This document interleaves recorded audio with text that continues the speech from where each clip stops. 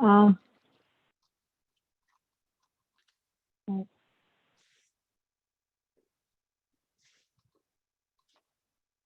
Welcome, everyone. Thank you for joining us today. My name is Simran Malhotra. I'm a principal with Raymond Associates, and we are leading the preparation of the downtown Watsonville specific plan. We are excited to have you all today, and we have a informative presentation for you about mobility and parking today. So we'll get to that in just a minute, but I'm glad to see you all here. As you may have seen the notice already, this meeting is being live streamed on Facebook, and it's also being recorded. And you can go on to the next slide, Zach. We do have Spanish translation available during the meeting. Jasmine, would you announce how to access that? Sure. Para las personas que hablan español y necesiten traducción en español, pueden utilizar el icono en la parte de abajo de su pantalla donde dice interpretación y pueden escuchar en español donde dice Spanish. Ahí van a estar escuchando nuestra compañera Angélica en español. Muchas gracias. Thank you.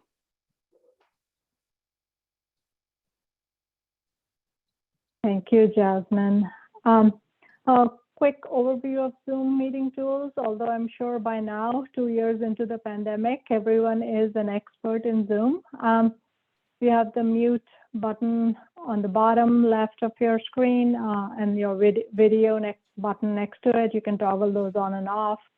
During the presentation, please keep your microphone off. And then if you have a question or comment, when we get to those topping points, you can unmute yourself and ask those. You can also raise your hand using the raise hand button, which is under participants and, excuse me, not participants, the raise hand tool, which is along the bottom toolbar, and ask questions at the appropriate time. The chat is also open, so feel free to share your thoughts. We'll capture those when we prepare the meeting notes. Next slide, please. If there are technical difficulties during the meeting, please email Elena Ortiz at cityofwatsonville.org.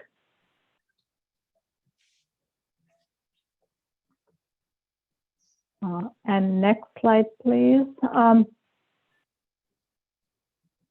Instead of doing a roll call, we'll just make note of who's here. I know several members of the advisory committee are already here, and I think some of them are just running a little behind, so we'll make note of them and capture that in our meeting notes as well. Next slide, please.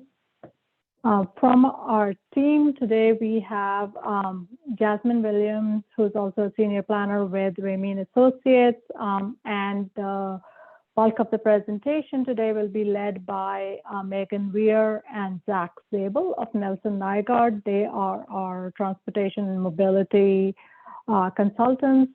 They'll introduce themselves as they start their presentation as well. And from the city team, I'll turn it over to Justin to introduce himself and other city staff and to say a few words of welcome. Certainly. Thank you, Simran. I'm Justin Meek, Principal Planner with the City of Watsonville. Also here with us tonight, of course, is Community Development Director Susie Miriam, Elena, who's helping with administrative and making sure that our Zoom meeting goes smoothly. And we have Angie or Angelica, who is providing translation services for us tonight and is much appreciated. Let me also just thank the advisory committee for attending tonight's meeting. The committee has invested a great deal of time over the last 2 years in helping craft a specific plan for downtown. We're near the conclusion of this journey and have just 2 more meetings left, which should conclude by summertime this year. During the last meeting, we had a very thoughtful discussion on housing. Tonight's focus is going to be on transportation, and in particular, the plan's mobility and parking recommendations. We'll be going over the design concepts for downtown, including pedestrian and bike network enhancements, as well as how they inform the standards and guidelines that will be included in the public realm and transportation chapter of the specific plan. Along the way, we'll also discuss other important topics such as right-sizing minimum parking requirements and how to best manage things like curbside parking. Just so you're aware, the next meeting will provide an opportunity to review the draft document itself. Again, I want to thank you for your participation in this effort as we plan for downtown's future. And with that, I'd like to turn it back to Simran to introduce the rest of the team and move forward with our meeting tonight. Thank you, Justin. Zach, if you can move on to the next slide. So as Justin just described, the topic of today's meeting is mobility and parking, and we'll get to more of that in a minute. And then following this meeting, at the next two meetings, we'll be reviewing the specific plan document as well. You all have contributed your time over the last 2 years in helping develop the recommendations of this plan, and it's very exciting that it's all coming together now and is being incorporated in the specific plan document that the team is preparing. We will be attempting to finish up the advisory committee meetings this summer. Our next meeting will be in June when the public draft is available. Next slide, please. As we discuss these topics, I want to remind you all that all the recommendations are based on these vision, themes, and guiding principles that we developed during the early part of this project. And these are the guiding principles that are very important to the community. The three principles especially relate to what you'll hear today in terms of mobility and parking, and these are: create a vibrant, safe, and active downtown, foster a healthy, inclusive, and culturally connected community where all can thrive, and reimagine and innovate mobility options and connections. And as Megan and Zach lead us through the presentation in a few minutes, you will see how those guiding principles are being implemented in the recommendations. Next slide, please. So in the agenda today is we'll give you a brief update on the progress on the specific plan to date, and then spend bulk of our time discussing the mobility and parking recommendations that have been developed, and of course getting your feedback and answering any questions you might have. We'll also stop along the way for questions from both the advisory committee members and then the members of the public will have an opportunity at the end to provide public comment. As always, we'll try and answer any questions that might come up from everyone as we go along the presentation. Next slide, please. So this is more for those who haven't been involved, and I see a few new names in the attendee list, which is really exciting. So very briefly, this project has been ongoing for about 2 years. Zach, next slide, please. And since the project kickoff, we have completed our analysis of existing conditions. We developed a long-term vision and framework for downtown, developed more detailed alternatives, and currently are writing the specific plan. We worked with the advisory committee and received feedback from them and conducted extensive engagement with the community. And we plan on having a draft specific plan by the summer and the EIR by fall. Next slide. Since the project kickoff, we have worked with, we have had stakeholder interviews and focus groups, 6 advisory committee meetings, and one-on-one interviews, 2 workshops, and had 3 surveys, 2 which were surveys, and 1 an opportunity for providing input on the draft themes and guiding principles. We have also presented updates to the City Council and received feedback from them along the way. Next slide, please. So over the last several months, we've been working on several aspects of the plan. We've developed big ideas for downtown, refined the character areas and the placemaking priorities, looked at conceptual plans for several opportunity sites in downtown, developed recommendations and refinements to the street and bicycle network, and worked with Caltrans and identified potential funding for road diet on Main Street, as well as potentially decoupling the one-way couplet on Lake and Beach. And as I noted, we are currently drafting the specific plan document. And with that, I will turn this over to Zach to go over the mobility presentation and recommendations. Fantastic. Thank you so much, Simran. So my name is Zachary Zabel. I'm a senior associate at Nelson Nygaard, and I'm joined by Megan Weir, who is a principal based in our Oakland office. And we're really excited to be back with you all again this evening. What we're going to do tonight is go over our mobility framework, which is just a part of the downtown specific plan focused on transportation and getting around, present strategies and network recommendations for all modes of travel within the specific plan area. And it covers three core topics. The first one is the multimodal network itself and strategies. So this provides a vision for pedestrian, bicycle, and transit network recommendations within the specific plan area, and includes an overview of the existing conditions and networks, as well as recommended standards and guidelines for how we would look to implement some of the treatments that you'll see tonight in the designs. And then the street network, this defines the roadways within the area, as well as the design concepts for downtown streets. So those are the cross sections that you'll be seeing, as well as a number of different pedestrian network improvements, really looking at how we can make intersections safer for crossing, as well as some recommended improvements to the bicycle network. And then finally, our chapter includes guidelines and standards for both parking, curb management, as well as travel demand strategies to address how the competition between curb space, as well as how we may leverage the existing parking supply within the study area. So as Simran had mentioned, this project has gone through the process of a vision, themes, and guiding principles exercise, and that was developed through previous stakeholder meetings, community workshops, as well as work with this committee. And the concepts that we're going to present tonight are meant to advance these themes in a couple of different ways.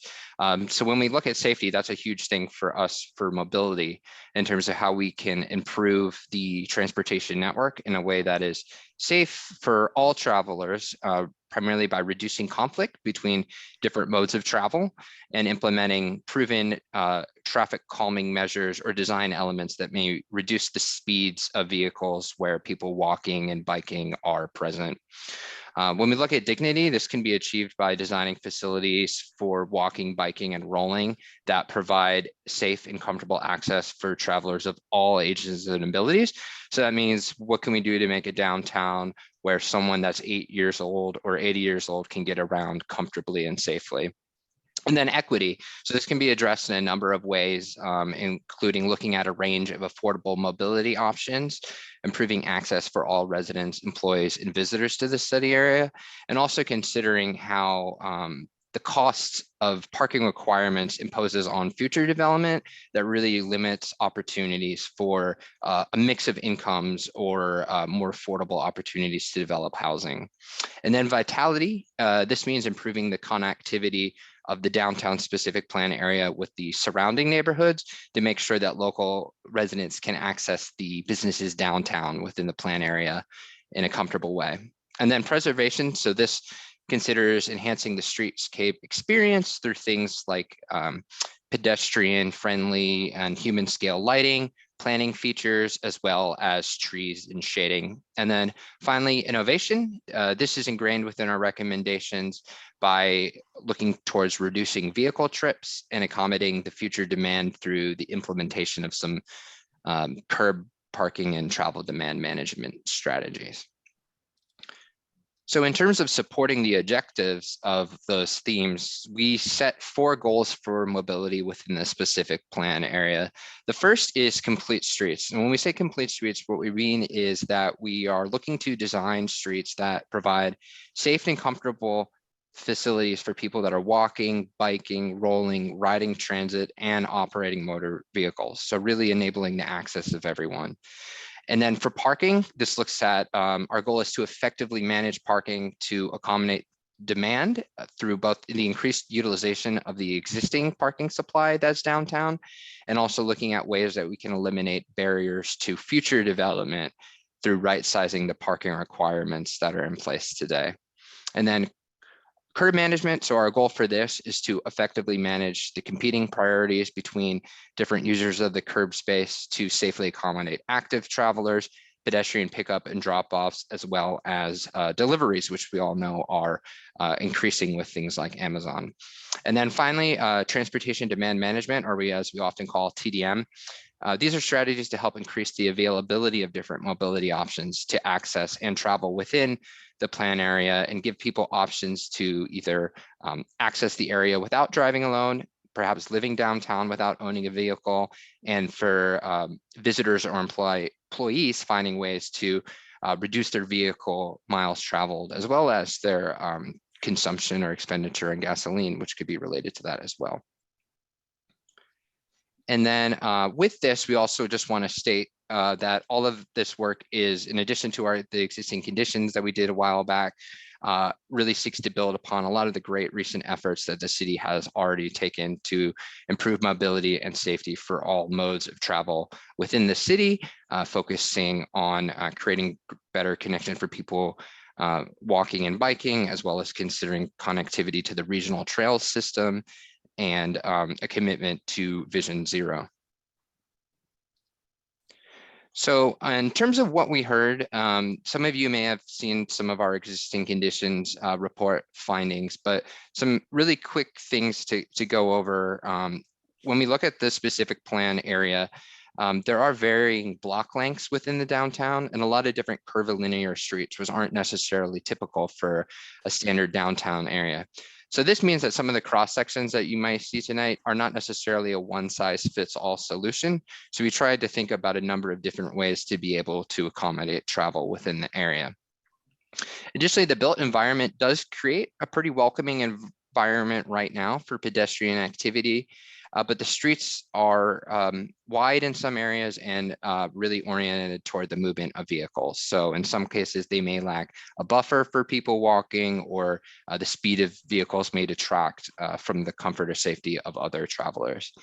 And then bicycle travel. So there are facilities, but that is limited to a few corridors, and the designated facilities that do exist today are not all continuous or connected with each other. So building upon that, some of the key themes that we heard from the community in previous engagement and outreach components of this project related to mobility. One of the things that we really heard a lot was wanting to build on and extend the existing walkable scale that already exists downtown, and enhancing that by providing streetscape improvements. So additional lighting, shaded sidewalks, planting, things that really make it more comfortable to walk around and spend time downtown. This has also been met with interest to both improve pedestrian and bicycle safety, connectivity. One of the things that has come up with bicycles is even secure places for bicycle parking. So it's another thing that we address in our plan, as well as noted concerns around the speed of motor vehicles in downtown and some concerns around congestion. And then some of the other things that we heard were a desire to, again, create an all ages and abilities bicycle network. So making sure that we're designing facilities that aren't necessarily designed for people that are confident or recreational riders with a lot of skill, but maybe people that are just taking up bicycling for the first time in a long time as commuters, or children looking to learn how to ride. And part of the ways that we do this, that we have heard voice support from in the community, includes the idea of increased separation between people walking, biking, and driving in the way that we design the streets. And then finally, there has been desire for increased opportunities to expand the public realm within the street design. So this includes things like outdoor dining, parklets, and then also paseos, which you'll be able to see in a little bit. So before we get into some of those streetscape designs, I want to talk a little bit about the modal priorities that our recommendations are set on. So this graphic here represents how we can distill achieving some of these goals through the prioritization of designing our streets to move people as opposed to just vehicles. We know that when we improve conditions for the most vulnerable travelers, we're going to make things easier and more comfortable to get around for everyone. And all travelers, whether they are driving alone in a vehicle or riding a bus, they're going to begin and end their trips in the specific plan area as a pedestrian at some point. So this plan really looks to recognize these priorities by recommending a transportation system that tries to balance the needs of the different types of travel that occur and focus on the things that will improve the overall experience for people visiting and living within the specific plan area. So for each mode of travel in our plan, we provided standards and guidelines. So these are proven technical guidance or specifications in certain areas for some of the features that you'll see in our cross sections. And there are also certain policy tools that look to ensure that new development that may come in as part of some opportunity sites can also improve the ways that people get around and to make sure that we are addressing future concerns with congestion. So our standards and guidelines are then also paired with recommendations and design concepts. So to achieve these outcomes based on the modal priorities, this includes recommendations for new infrastructure. So things like this would include installing improvements to make crossings distances reduced and increase the visibility of people crossing the street at intersections. This can also mean providing more bicycle infrastructure connections that really connect downtown to key destinations, as well as providing more lower stress bicycle facilities. So really either finding ways to separate bicycles from vehicular movements or finding ways to reduce instances where people riding bicycles have the experience degraded upon by vehicles that may be moving at particularly fast speeds. And then finally, but maybe simple but really important, is providing widened sidewalks in a lot of different places to provide a more comfortable environment for walking, spending time downtown, as well as an opportunity to, again, expand that public realm. So before Megan walks us through some of the actual maps and cross sections from our plan, we would like to just open up the floor for questions. I think we have a couple of points for questions within our presentation, but we would welcome those at this point.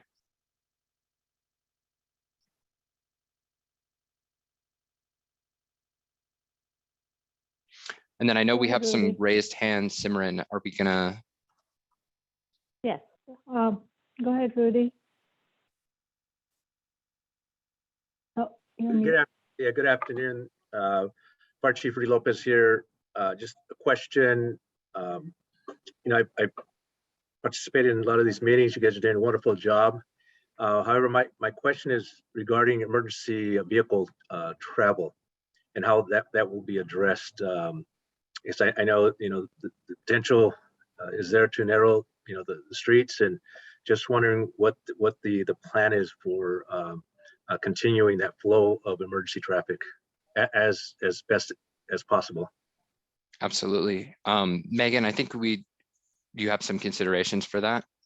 Yep, you're queuing up the next section perfectly. Do we want to go over that now, or yes. we could? I think we should wait. Chief Lopez, if you don't mind, if you can get through the presentation, and I think some of that will be answered in the presentation. And if not, we can spend a little bit more time later on and discuss that very important topic. Yep. We can absolutely wait. That's one of our models, is our patience. You don't have to wait long. It's Wonderful. like 3 slides away from now.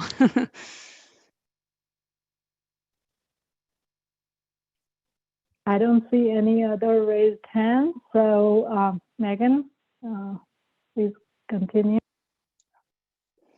Great. Thank you, Zach, for getting us through that. And hello, everyone. Thanks for joining us. As Zach said, my name is Megan Weir. I'm a principal transportation planner at Nelson Nygaard in our Oakland office. So I have the pleasure of living close enough to visit Watsonville, and I'm excited to be focused on your local streets. So this section presents an overview of the key recommended physical changes to the downtown streets and multimodal networks that will support the goals and priorities that Zach just introduced. And I want to note that there's a lot of information here.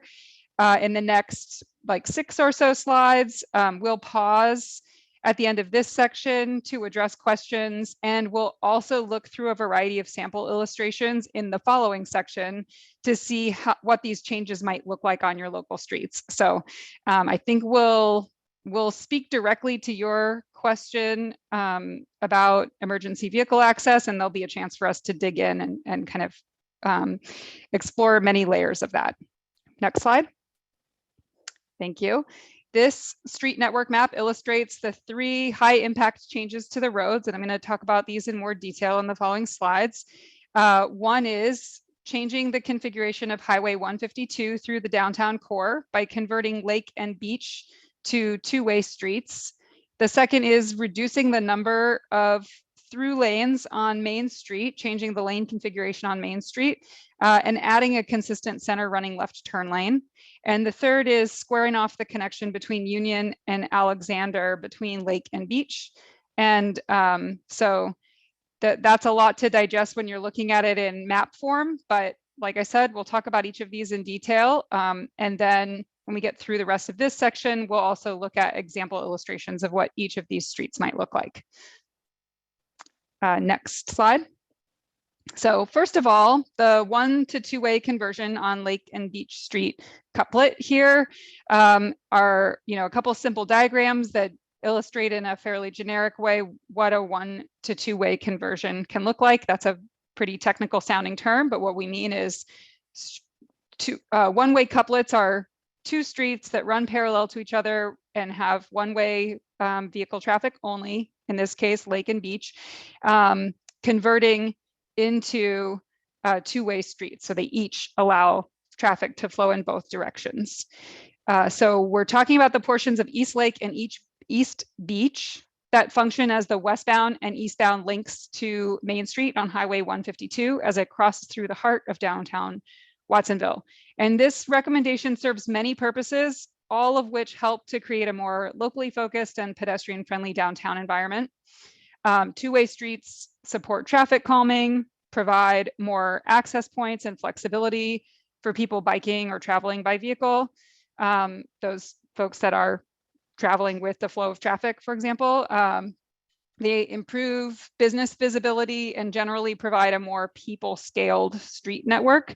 So a few specifics when it comes to traffic safety: a 1-way street with multiple lanes in one direction is supportive of faster vehicle speeds. A 2-way street helps to calm traffic speeds and helps to present more controlled intersections and access points at intersections.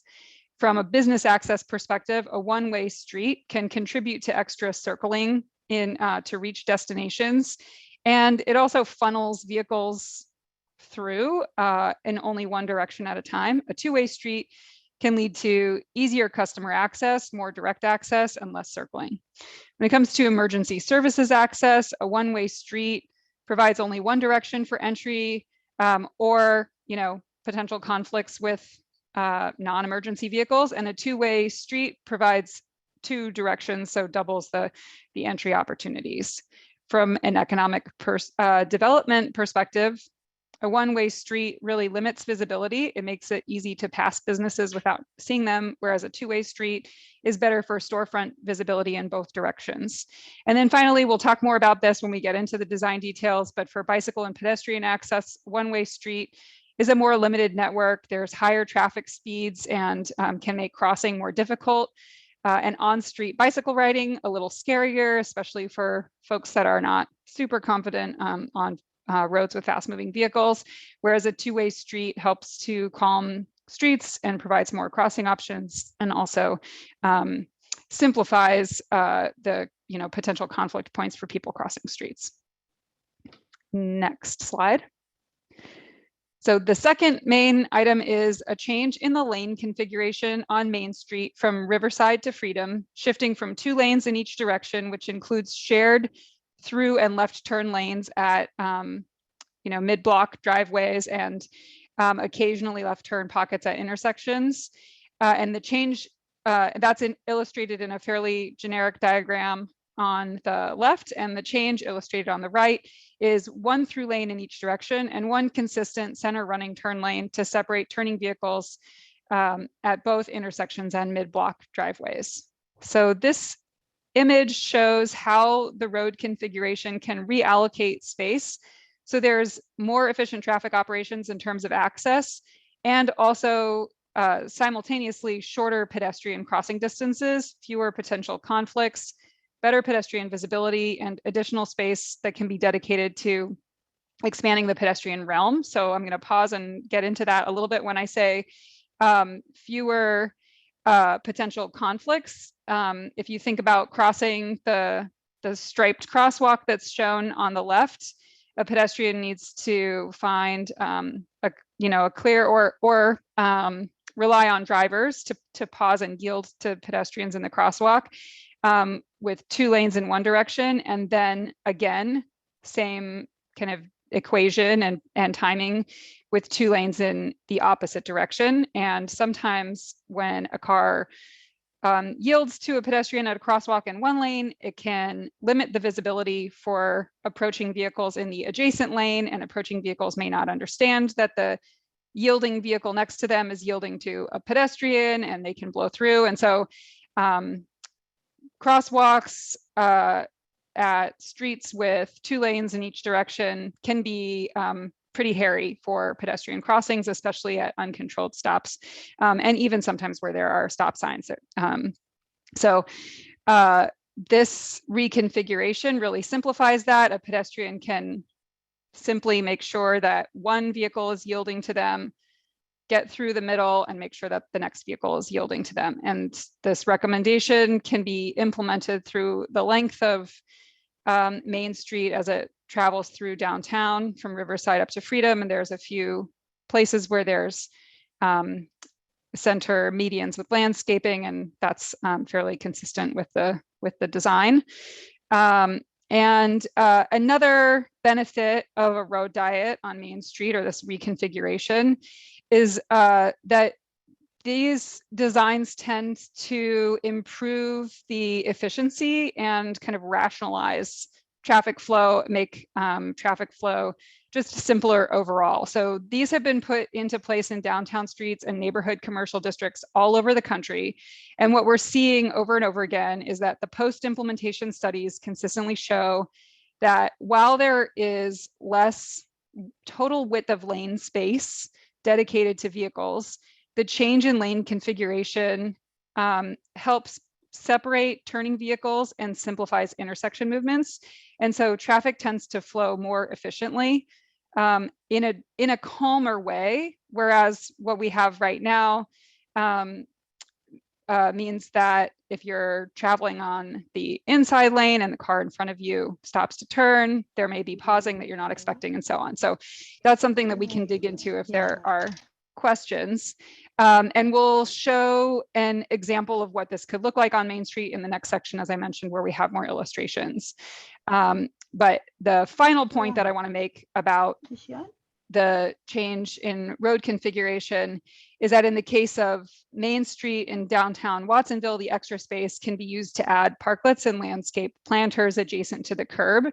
So you can see in the image on the right that there is the striped shoulder is a little bit further away from the sidewalk curb, and that can provide additional space for expanding the pedestrian realm. I just want to note, it sounds like someone is unmuted. I didn't hear that earlier, but if you are, if you double check to make sure you're muted until we open it up to questions in a few minutes. We'll get into that more, and happy to dig into questions about the reconfiguration. Next slide, perfect. So finally, the last of the 3 main street network recommendations is squaring off the connection between Union Street and Alexander and Brennan Street between Lake and Beach. And so the dashed red line is what exists now, and the recommendation is to simplify the downtown grid and close off where that dashed red line is and simply use the green line as the connection that crosses Beach, and it makes it easier and more intuitive to navigate. And also, very importantly, as part of the downtown plan, it makes that portion of Alexander Street available, or Union Street available for redevelopment, rather than having this yellow, the block that is covered in a yellow overlay here, rather than having that chopped up by asphalt and used for vehicle traffic. It is available for development and can be part of the public realm. Next slide. Want to pause and make note of pedestrian specific network improvements and bicycle network improvements in the next 2 slides. So on this one, we have a map that shows a variety of pedestrian network improvements as part of the plan. Some of these are also illustrated in the sample cross sections that are coming up next, but I want to emphasize here that the changes really expand the pedestrian connections, improve the crossings, and generally make the entire downtown district more inviting and comfortable for people walking throughout the district. So we'll see what these can look like one street section at a time, but for the focus here, looking at the entire network in the downtown area, the pedestrian network improvements call for wider sidewalks or parklets where possible, intersection improvements like direct accessible ramps and curb extensions, crossing improvements like new signal timing that give pedestrians a head start before cars start turning, sidewalk lighting rather than highway scale street lighting, an expanded network of paseos on this map. That's the dashed magenta lines. So pedestrians can cut across blocks and enjoy some smaller scale space that's free of cars, alleyways that are really just for pedestrians. And next slide. Lastly, we have identified recommended bike network improvements throughout the downtown area.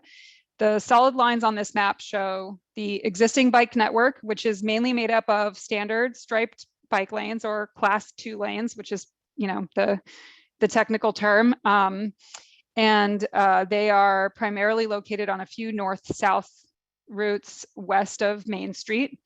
And the dashed lines on this map show the locations of recommended new bicycle facilities. So a few points about the new bicycle facilities before we look at the example illustrations in the next section.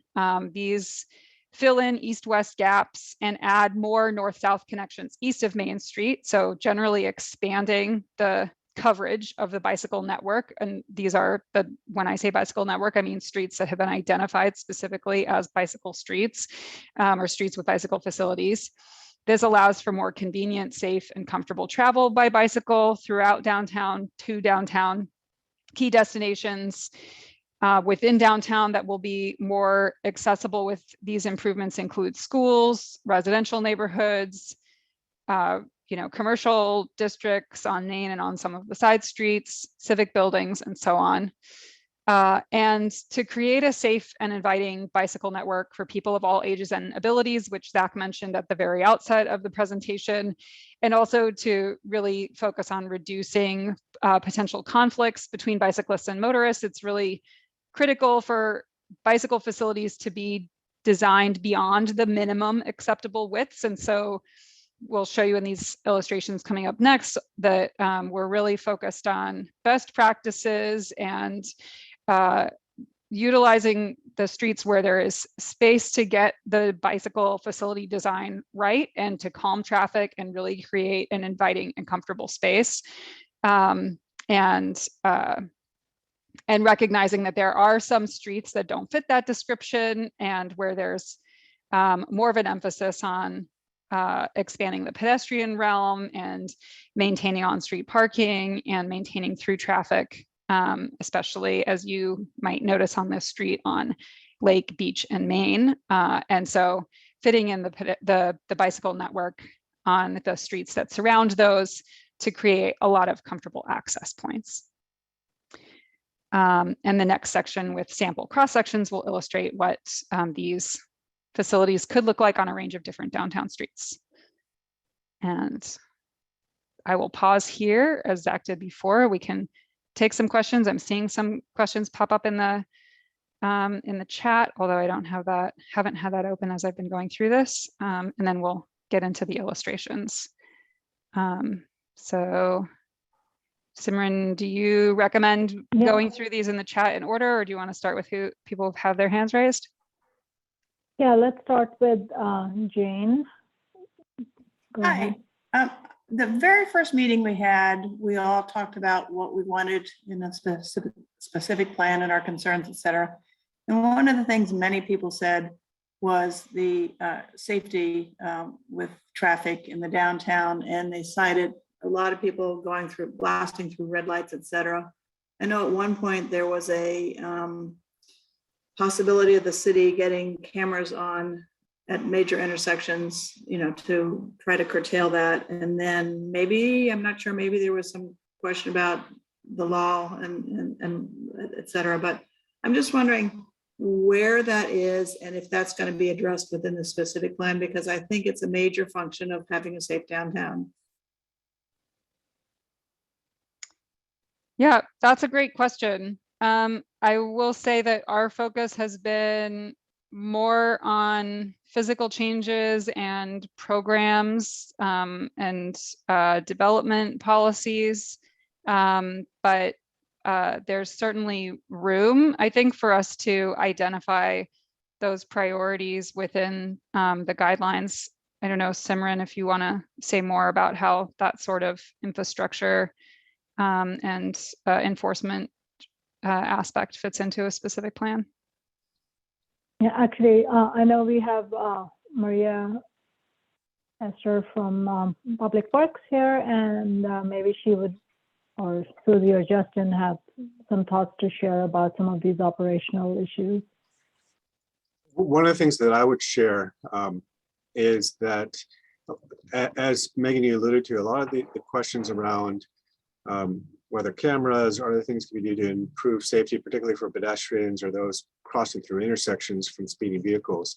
A lot of those are more of an enforcement mechanisms. And we also have the working group on Vision Zero that's also focused on improving the safety for bicyclists and pedestrians throughout the community, and especially along roadways that have a history of accidents or collisions.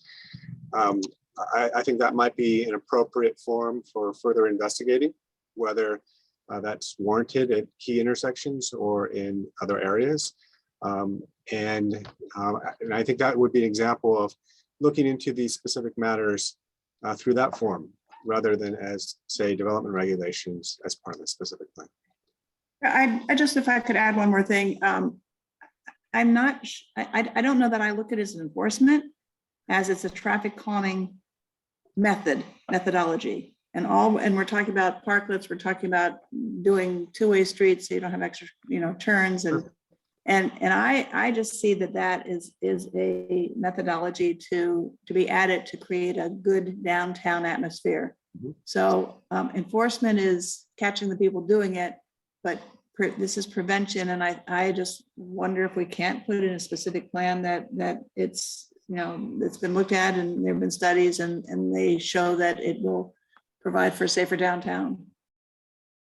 I can add that when we think about traffic calming, we think about like a whole toolkit for traffic calming, and we often do separate out anything that is related to enforcement and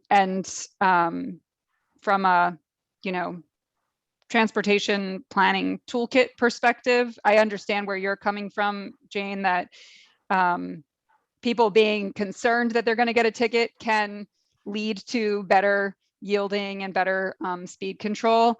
But it does fall pretty squarely in the enforcement area. And I also want to note that there are some state laws to take into consideration, and lucky for all of us in this field and advocates locally, we have some wonderful people leading the charge at the state level to change some of the restrictions, but I believe it is legal to use red light cameras, and that's very common all over the country, but there are limits on using cameras for speed control enforcement. And that's something that's being discussed in like the state legislature right now, and it comes up fairly frequently. And cities like San Francisco have been advocating for a change in that state law so that they have that tool. But it is something that ties pretty closely to Vision Zero. Happy to make sure that we refer to the importance of connecting with Vision Zero within the downtown area. And one thing I'll just add, one of the recommendations that we have, one of the key recommendations we have is changing the lane configuration for Main Street, from going from 4 lanes to 3 lanes, or basically 2 lanes in either direction and a central designated turn lane. One of the advantages of doing that from a traffic calming perspective is it really changes the flow of traffic from the impatient driver to the prudent driver. So when you have 1 lane of traffic in either direction, you don't have the opportunity to shift lanes and try to run around someone that they feel is going too slowly or not going the speed that they would like. And so then you have more of the prudent driver who's setting the pace for the drivers behind versus those that then can weave in and out and potentially run on red lights. So that in and of itself helps to both calm traffic and make it safer at the same time. While it doesn't expressly do exactly what you're calling for, Jane, it does lend itself to less likelihood of people trying to run red lights in the first place. Thanks, Justin. Thanks. Maria Esther, you had your, hold on a second, Carmen. Maria Esther, you had your hand raised earlier. Did you have something additional to share?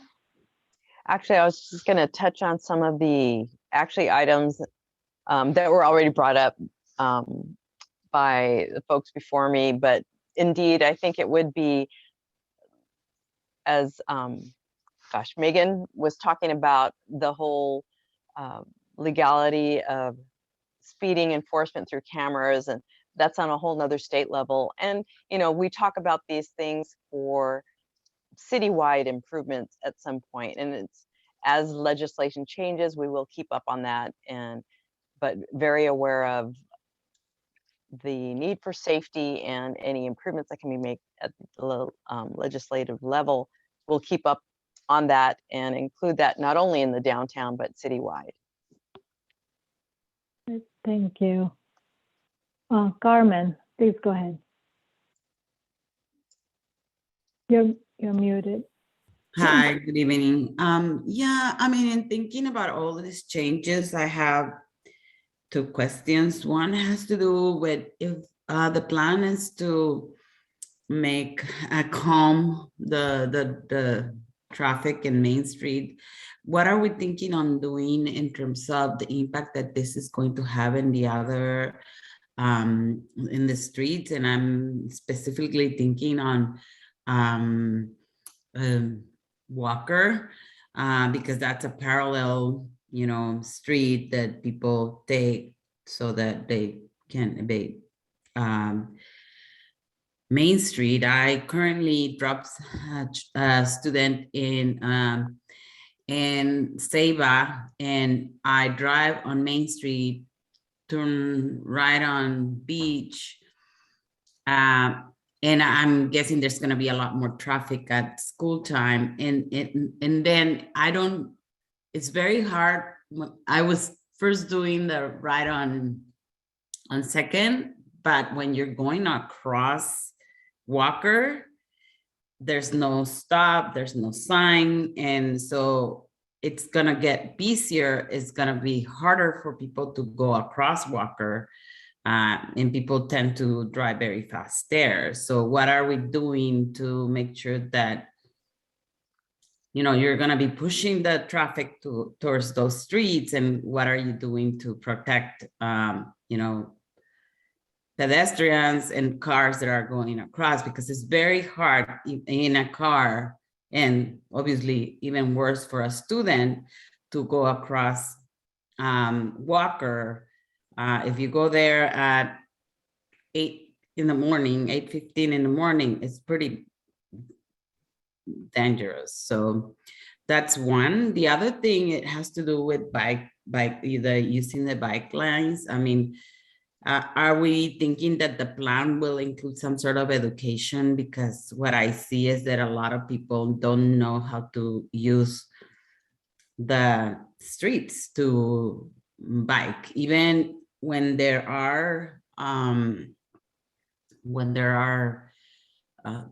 lines for bikes, people don't use them. They use the sidewalk. They do all kinds of things that are wrongly done. And when you're driving, that's a risk for you and obviously for the biker too. And also at night, people, I mean, very often at night, I'm always very careful where people are like wearing all black.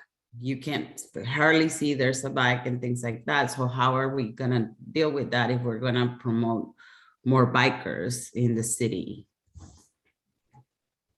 Thanks. Those are both great questions. I jotted down notes, so I will try to cover all of your points. One, for talking about the impacts that traffic calming on Maine might have on other streets. I want to note that traffic calming does not always translate to lower volumes, but the emphasis is really on simplifying and creating a street design that kind of by default enforces better speed control. And so we want to see people driving slower and more carefully and more predictable ways on Main Street, but that doesn't mean that the total capacity of Main Street will be significantly altered. And so, and a lot of post road diet studies where these have been built in other parts of the country, there really is very little change to the volumes on surrounding streets. I know that that's easy to say now, and that there's always a healthy dose of skepticism about that. But I do want to note that the intention is not to push cars off of Maine onto other streets, but rather to simplify the way cars are moving through Maine. And then the other thing that I'll note is that we have, and I'll show some examples of this as we walk through some of the illustrations in the next section, we have come up with traffic calming recommendations for a variety of streets that can be used in different ways depending on the street type, the size of the street, how the street functions. And so there may also be some real traffic calming solutions on other streets like 2nd and Walker. And there are some opportunities to bring the benefits of a road diet with that more rational movement of traffic and more predictability from other drivers that we get on Main Street. Some of that will filter onto the other surrounding neighborhood streets as well. And when streets are, or when people are driving through neighborhood streets a little bit more slowly and carefully, it can help make crossing easier.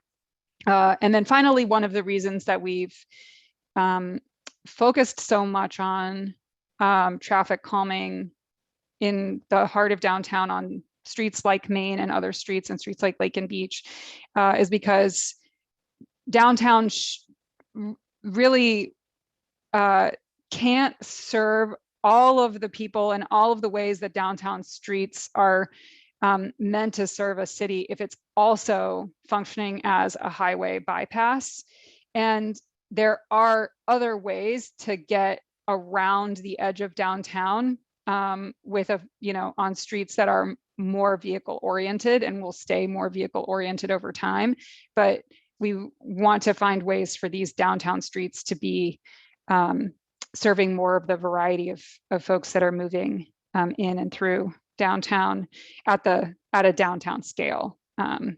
So I think we'll dig into some of the solutions that we have in mind in the next slides as we talk about the designs, and also happy to answer more questions about that in the next section. And then as for your question about how people use bike lanes and noting that people don't always use bike lanes the way drivers expect them to be used, I want to really highlight that when bike lanes are scary and confusing, people don't use them because they're not addressing the needs of someone who's riding a bike. And so if you see somebody, if I as a transportation planner, when I see somebody who is riding outside of a bike lane or on a sidewalk or moving in inconsistent ways on a regular basis, I take that as a sign that the bike lane isn't providing that comfort and sense of safety that a person riding a bike is looking for. And so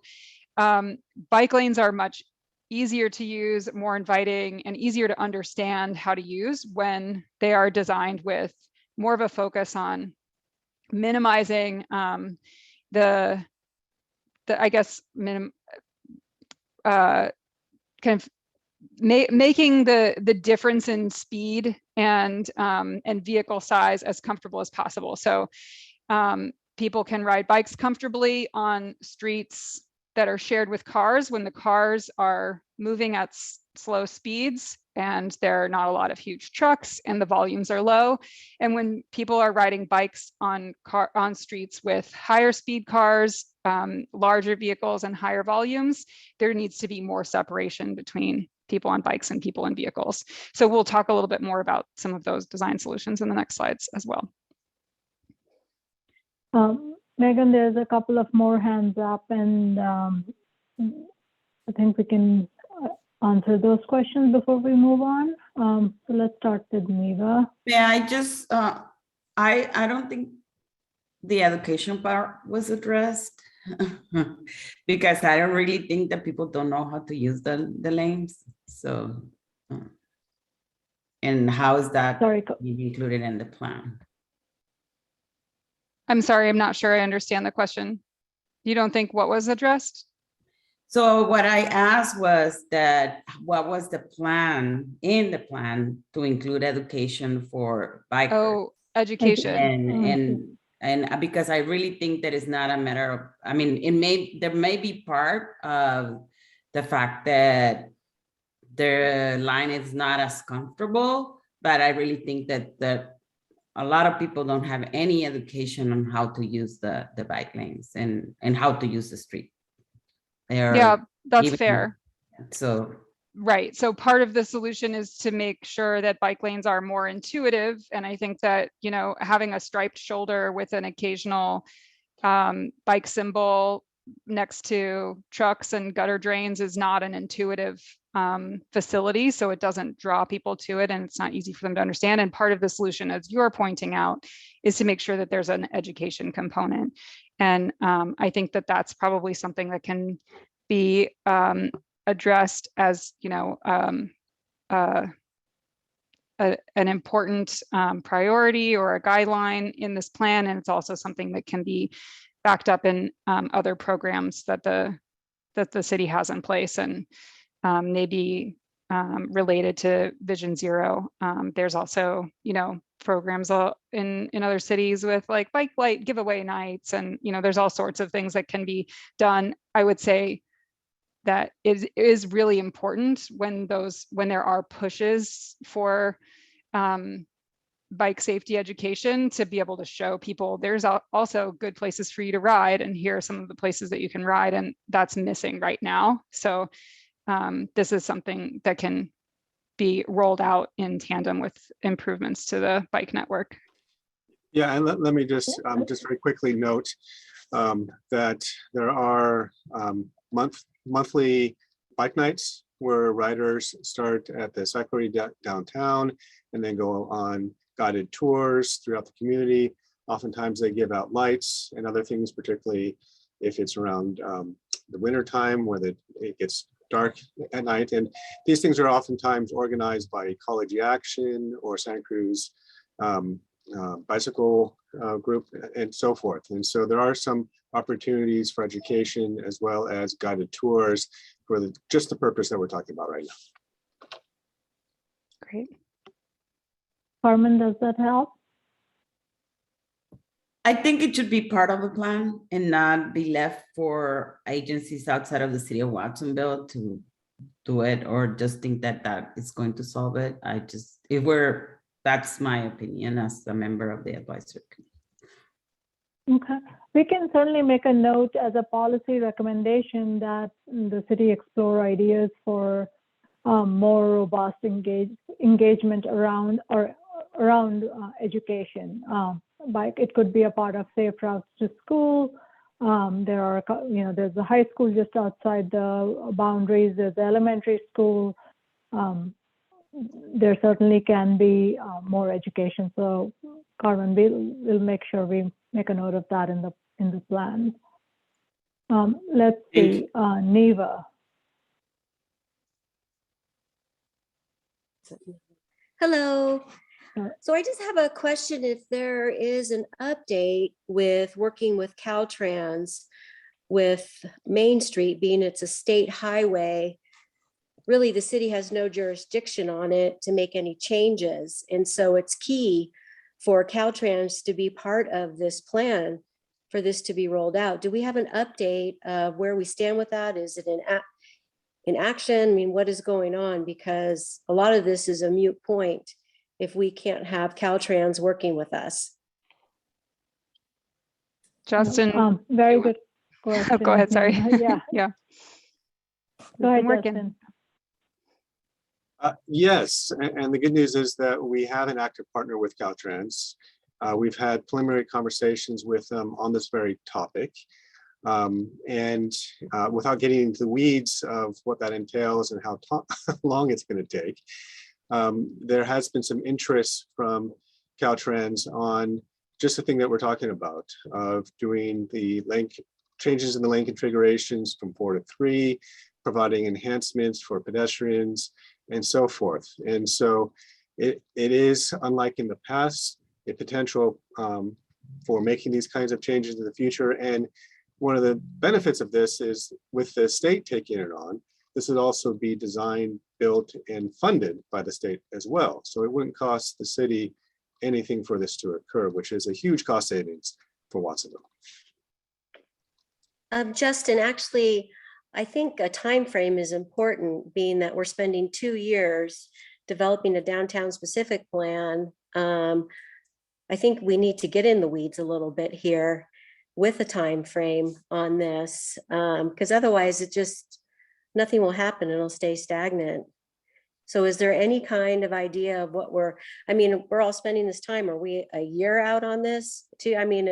There's got to be some indication of this moving forward in some kind of timely manner.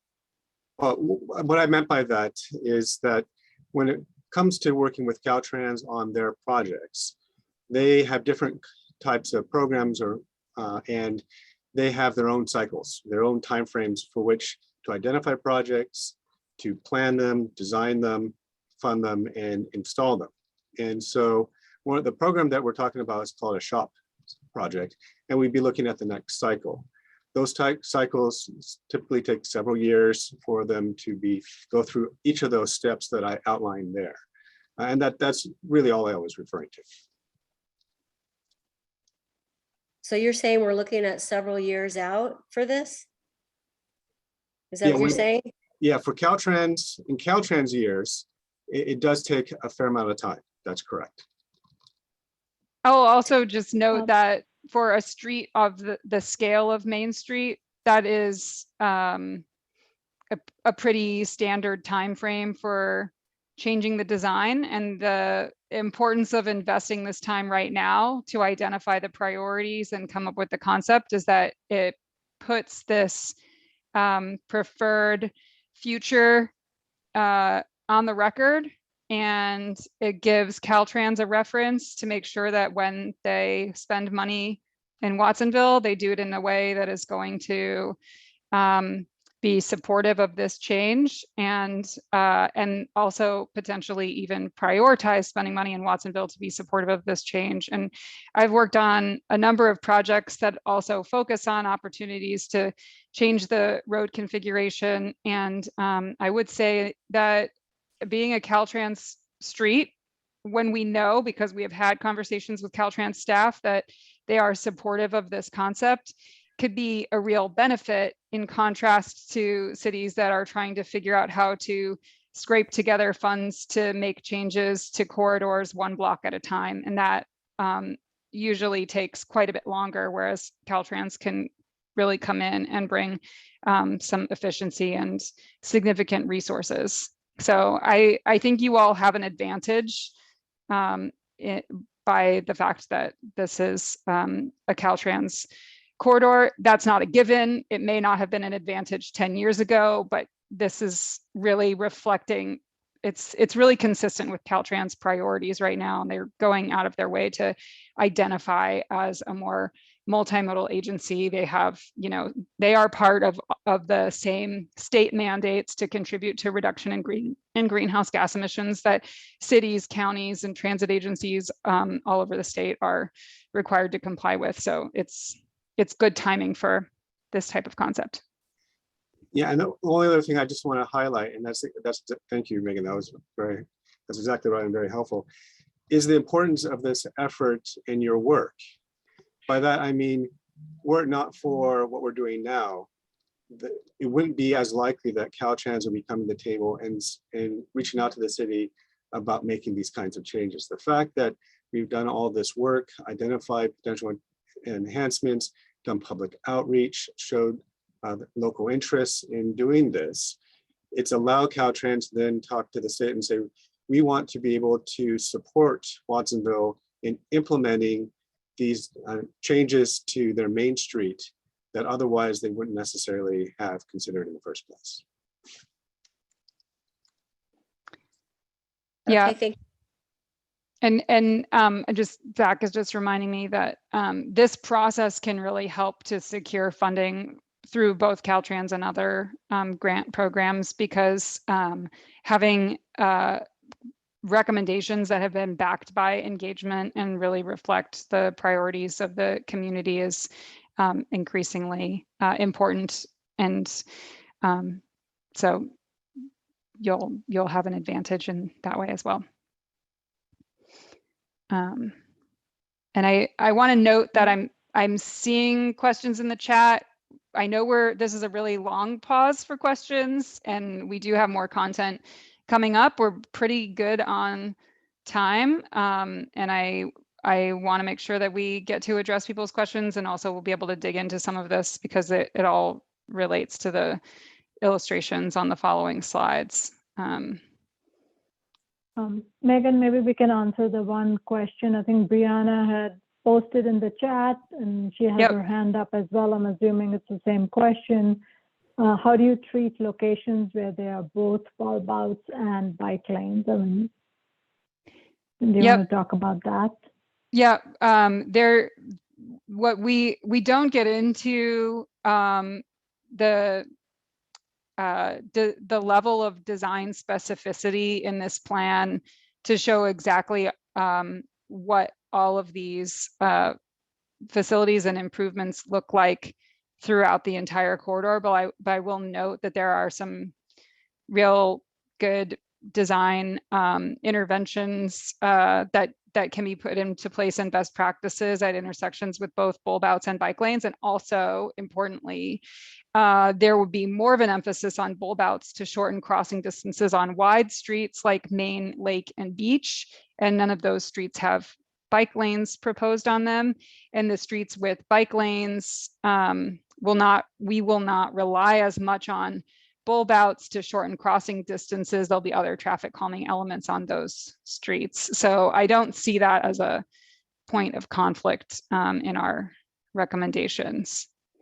And then I know you had also asked about the Caltrans reaction.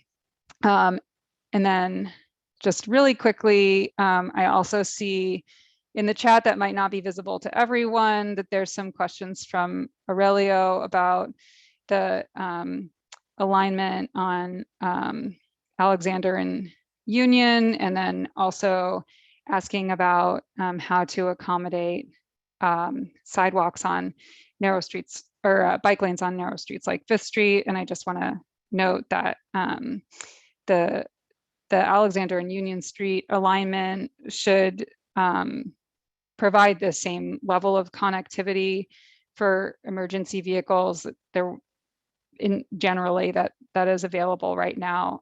There may be an extra turn in the zigzag, but it's just that the zigzag happens on at a different location instead of winding through that block. And the two-way streets on either side of it on Lake and Beach can be pretty supportive of that access as well. And then we'll talk a little bit more about how traffic calming can be used to make safe bike facilities when we get to the next set of slides.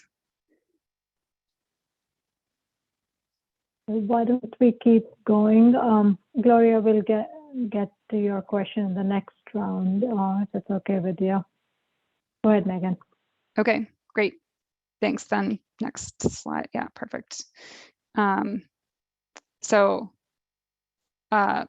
Just gonna walk through examples on specific streets, and I'll point out what street we're looking at, what it looks like now, and what the recommendation is. And we've got about 7 examples here to walk through, and then we can pause again for questions. So to start with, Maine from Lake to Beach. This is an important one. This segment of Main Street is within the Caltrans right-of-way, as we've discussed, between East Lake Avenue and East Beach Street.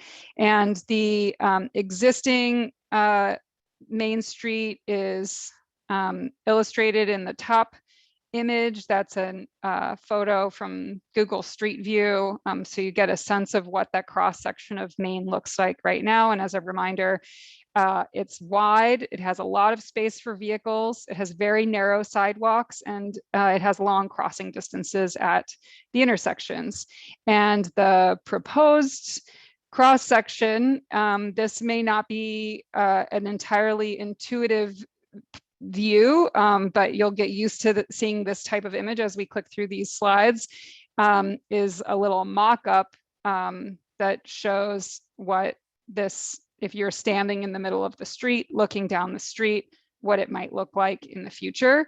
And the proposed improvements include, as we discussed, changing the total number of travel lanes from 4 through lanes, which is 2 through lanes in each direction, or 2 kind of mixed lanes in each direction, to 3 lanes with a center running left turn lane and 1 through lane in each direction.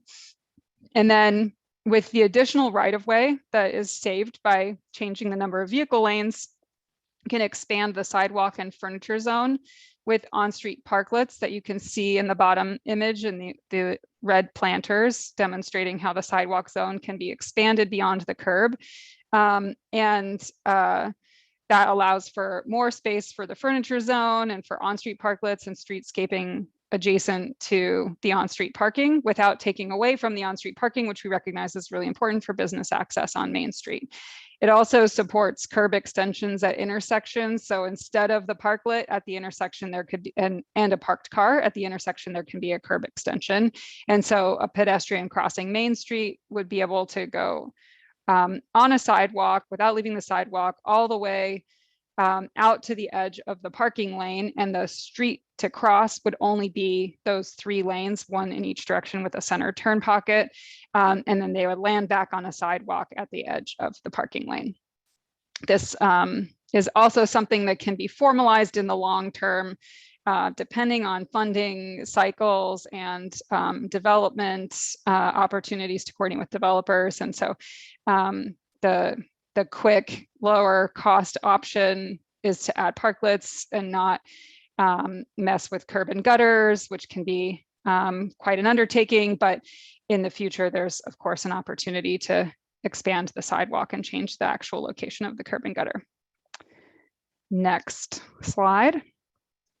And as before, I'm going through a lot of material here, and we'll be able to pause and discuss a little bit, but I'll just keep clicking through.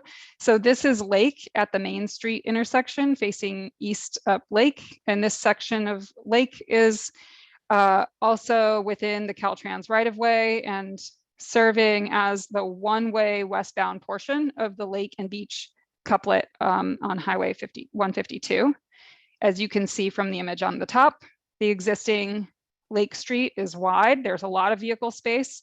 It's all in the same direction that can contribute to really picking up speed and also reducing driver awareness of people who are walking and biking, and generally means that Lake serves as a vehicle bypass through downtown. And the proposed image at the bottom shows improvements that build on changing to a two-way street. This allows Lake to function as a more locally serving street. It shortens the crossing distance. It maintains on-street parking where it's necessary, especially along residential frontage. There's off-street parking on Lake and other nearby streets that serve the commercial uses, but we know that there are residential properties along Lake, and that on-street parking is really important for some of those properties.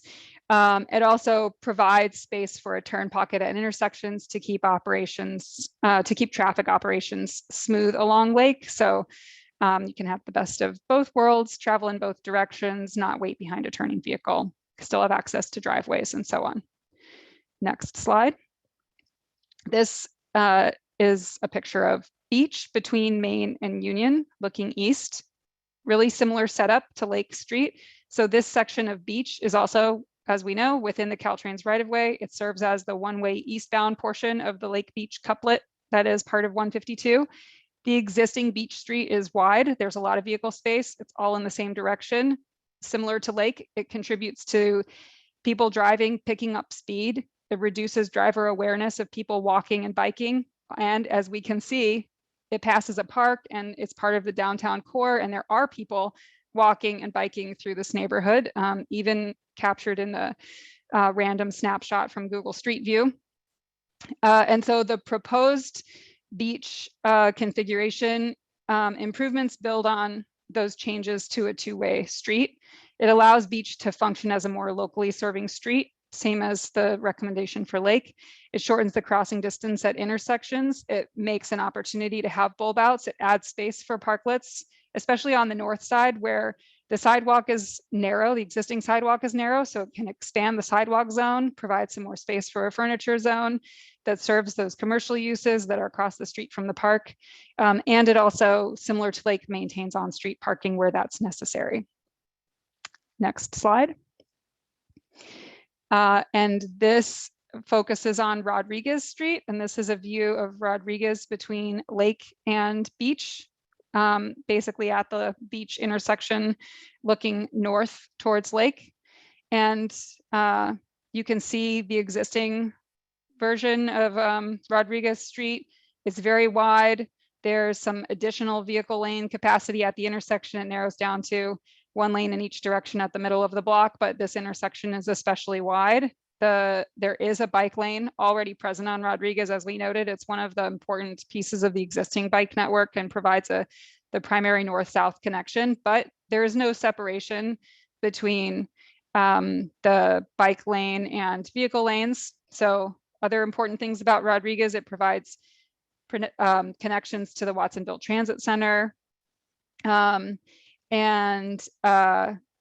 Generally is already currently an important bike route, but there's pretty minimal dedicated space, and the existing bike lane is kind of the minimum acceptable width at the time that it was installed, and not consistent with current best practices. So the proposed image at the bottom calls for simplifying the lane configuration for the vehicles at the intersection. If it's going to narrow down to one lane in each direction at the middle of the block, go ahead and do it now. As with the road diet, this helps to rationalize traffic flow, simplifies, makes things more predictable. It also means that cars that are turning from Beach onto Rodriguez really do have to pause and make that 90-degree turn instead of just sliding through like they're on a highway off ramp. And the additional space that you get from doing that accommodates a buffer between the bike lanes and the vehicle lanes. It allows for the same existing right-of-way and vehicle widths for one lane in each direction and a center turn pocket at the intersection. It also allows to increase the northbound bicycle lane from only 4 feet wide to 6 feet wide, which is consistent with current design standards, and increase the buffer between the bike lane and the vehicle lane, the through lane on the east side for the southbound bike lane from only 2 feet wide to 3 feet wide. So there's more room for vertical separation. That could be in the form of planters where there aren't where there's no need for merging vehicles, or it can be in the form of flexible posts like you see planters on the right side and flexible posts on the left side in this image. So lots of options. We're not saying exactly what it should look like, but that this is one way to establish more buffer, more separation, calmer traffic. Next slide. This is Union Street between Maple and Grant. And the existing image at the top is a pretty common looking neighborhood street in the downtown area. There's one lane in each direction and there's parking on both sides, but there's no traffic calming elements. Even though it's not a huge street, it's really easy for people driving to pick up speed between intersections. And just to look down the road and notice like, this is a vehicle zone, and just cruise on through without having a lot of awareness of what's going on the sides, which means that if you're not on a sidewalk, as it is right now, it doesn't feel like you're sheltered from vehicles. And so the proposed design illustrated on the bottom, this is I want to note all of these. I appreciate all of you patiently walking through these slides with me. These are kind of pieced together preliminary illustrations that are meant to show the basics, and we've used a little bit of a collage here, but the proposed design for Union calls for traffic calming elements that can create a more inviting shared space for people walking and riding bikes. And I want to note that the city has been awarded transportation funding to install corner curb extensions along Union Street and on Brennan Street, which could be consistent with this example here, either to narrow the intersection altogether or to extend the curb on one side to shift vehicles to one side of the street that kind of breaks up that wide open stretch of road for people who are driving, and so then makes room for what we refer to as class 3 bicycle facilities, or sharrows, or shared bicycle boulevards, with paint on the roads that show a shared lane and signage, along with traffic calming measures the really slow vehicles, and increase the comfort for people who are biking. And what you see here is a chicane, which is another pretty technical traffic term, but basically they can be used on alternating sides over the course of a block, so that they kind of extend the parking lane on one side of the street and require people driving to make a careful jog to one side. And then there's another one on the other side at a different point in the block that extends the parking lane and on the other side and requires people driving to make a jog back to the other side. These are used on neighborhood streets like this, where it makes sense to have where there are already low volumes of vehicles and we want them to drive slowly, and it makes it easier for people who are biking on the street, and they end up biking at speed closer to the traffic speed, in contrast to higher speed streets elsewhere. Streets like this are an important part of Watsonville's downtown all ages and abilities bike network that we've been talking about, and they really provide an important alternative to busier streets, so that even the most cautious riders can get through and across downtown streets and onto those key destination streets without riding on busy streets next to moving traffic. Next slide. This is an image of Walker Street. This is an image at between Lake and Beach, looking north towards Lake. And the existing Walker Street is fairly wide, and though there is a striped bike lane, even one with a buffer, we do notice when we're on the street there that it's really dominated by truck traffic, and there are quite a few driveways and off-street parking entrances. So there is frequent vehicle activity crossing the bike lane. That's probably a more technical way of phrasing it than necessary, but what we mean is that cars are merging across, driving through, or driving over the bike lane, even though it's there with paint. And so what you see on the bottom image is the proposed near-term improvements include enhancing the existing bike lane buffers, including vertical delineators like we showed on Rodriguez, where there's an opportunity to further separate vehicle traffic from bicyclists. And then I also want to note that further south on Walker, there are plans, long-term plans from the Monterey Bay Sanctuary Scenic Trail Network Master Plan, that's a mouthful, that call for a bicycle and pedestrian path that connects the downtown area to the existing trail network in the Watsonville Slough wetlands, and also a future trail to the Pajaro Valley High School and the trail along the Pajaro River. And the proposed trail would be located along the existing publicly owned railroad right of way. And so there's quite a bit of additional feasibility and concept development necessary to define exactly what those cross sections might look like. But the curb to curb, width and vehicle access needs kind of vary. And that's something that will also be carried through and recognized in the downtown plan, so that those improvements can be consistent with what's being proposed here.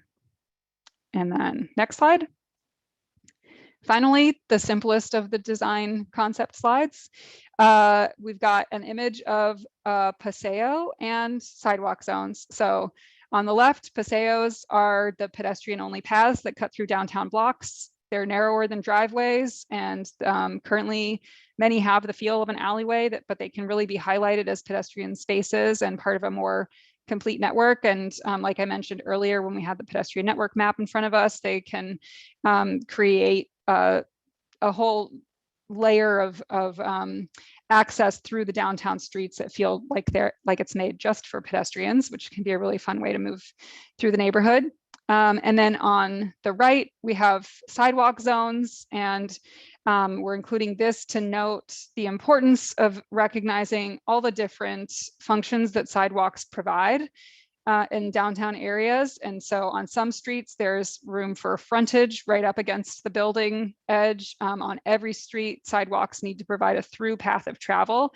And on the busier streets, especially commercial streets, on the edge closer to the curb, there's a furniture zone, and the additional parklet space adjacent to the curb can really function as an extension of that furniture zone. And then it means that the existing sidewalk can serve purely as a through path of travel instead of a mix of all three of those functions now. And that is the end of this section. I know we have some more content to get through. I'm going to pass it back to Zach to wrap us up and talk about more of the parking curb management policies, but we can pause for maybe a quick round of questions now. Yes, that sounds good. Megan, Gloria posted in the chat, I love the traffic calming and connecting bike lanes, but was wondering how public transportation like Metro bus was considered in this. Like, did you decide to add additional bike lanes to work with bus routes?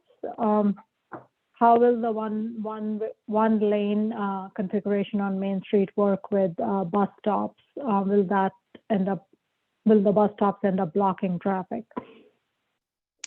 Yeah, great questions. So the bus service in downtown Watsonville right now is not running at such high frequency that it is a major factor on traffic operations. And so it makes sense in downtown streets like this for buses to either have some dedicated curb space where, instead of having parklets and parking, there would be a bus loading zone.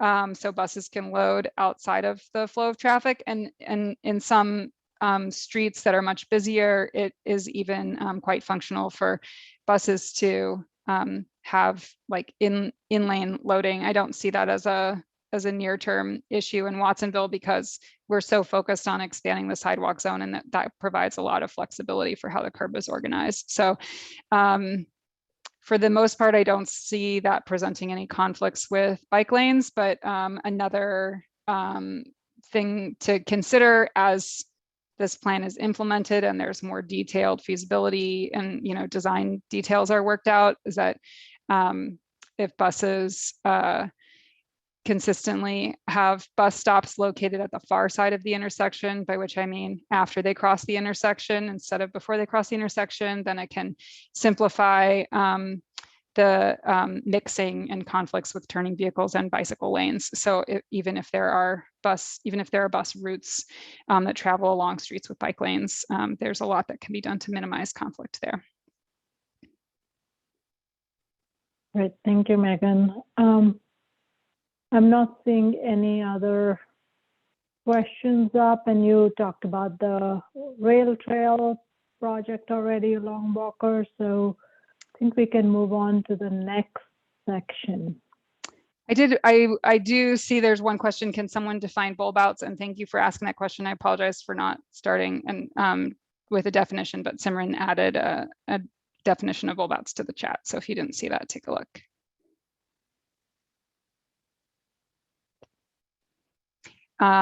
So that I will hand it over to Zach. Great, thank you for that. So I'll wrap us up with this section, talking a little bit about some of the parking, curb, and travel demand management strategies that we had mentioned at the beginning of the meeting.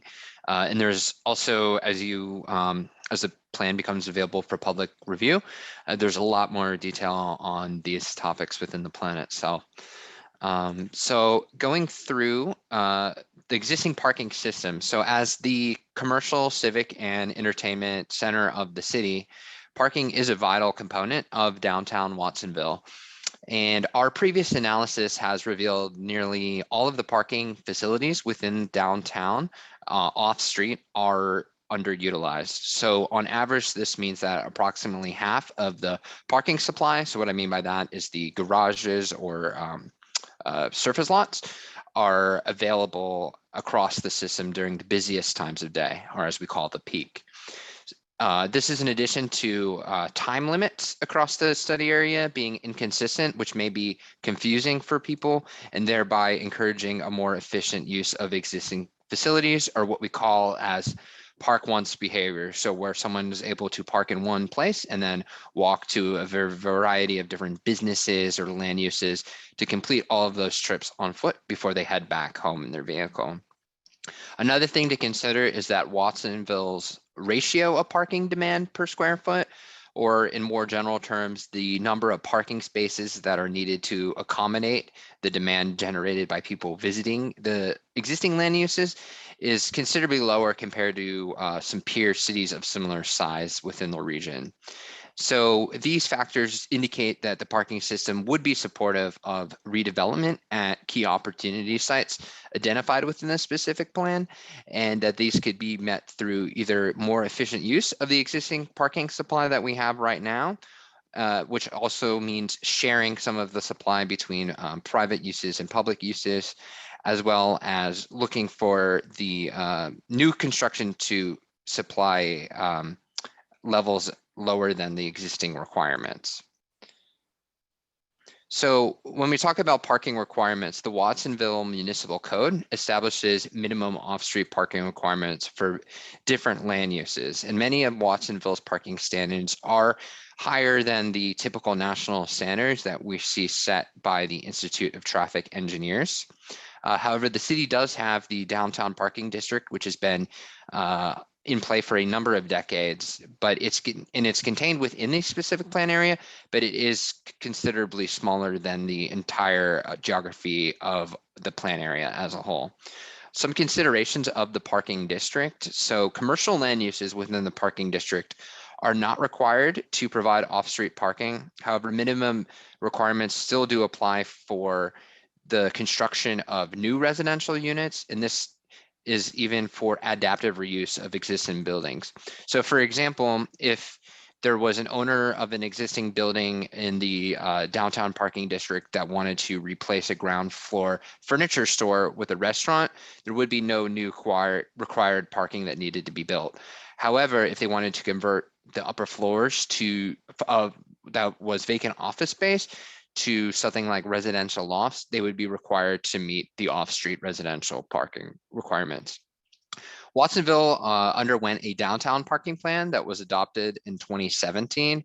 And there was a lot of recommendations from that we looked at as part of this plan. And one of those recommendations was to amend the zoning code to remove some of these requirements for residential conversions of existing buildings, and also to evaluate and consider removing minimum requirements in entirety for new development within downtown to make the construction, particularly of affordable or below market rate housing, more financially feasible, and also to encourage mixed use design that really supports a lot of the concepts that we've seen presented today, as well as some of the more design type concepts in terms of architecture and streetscape that you may have seen in other parts of this project.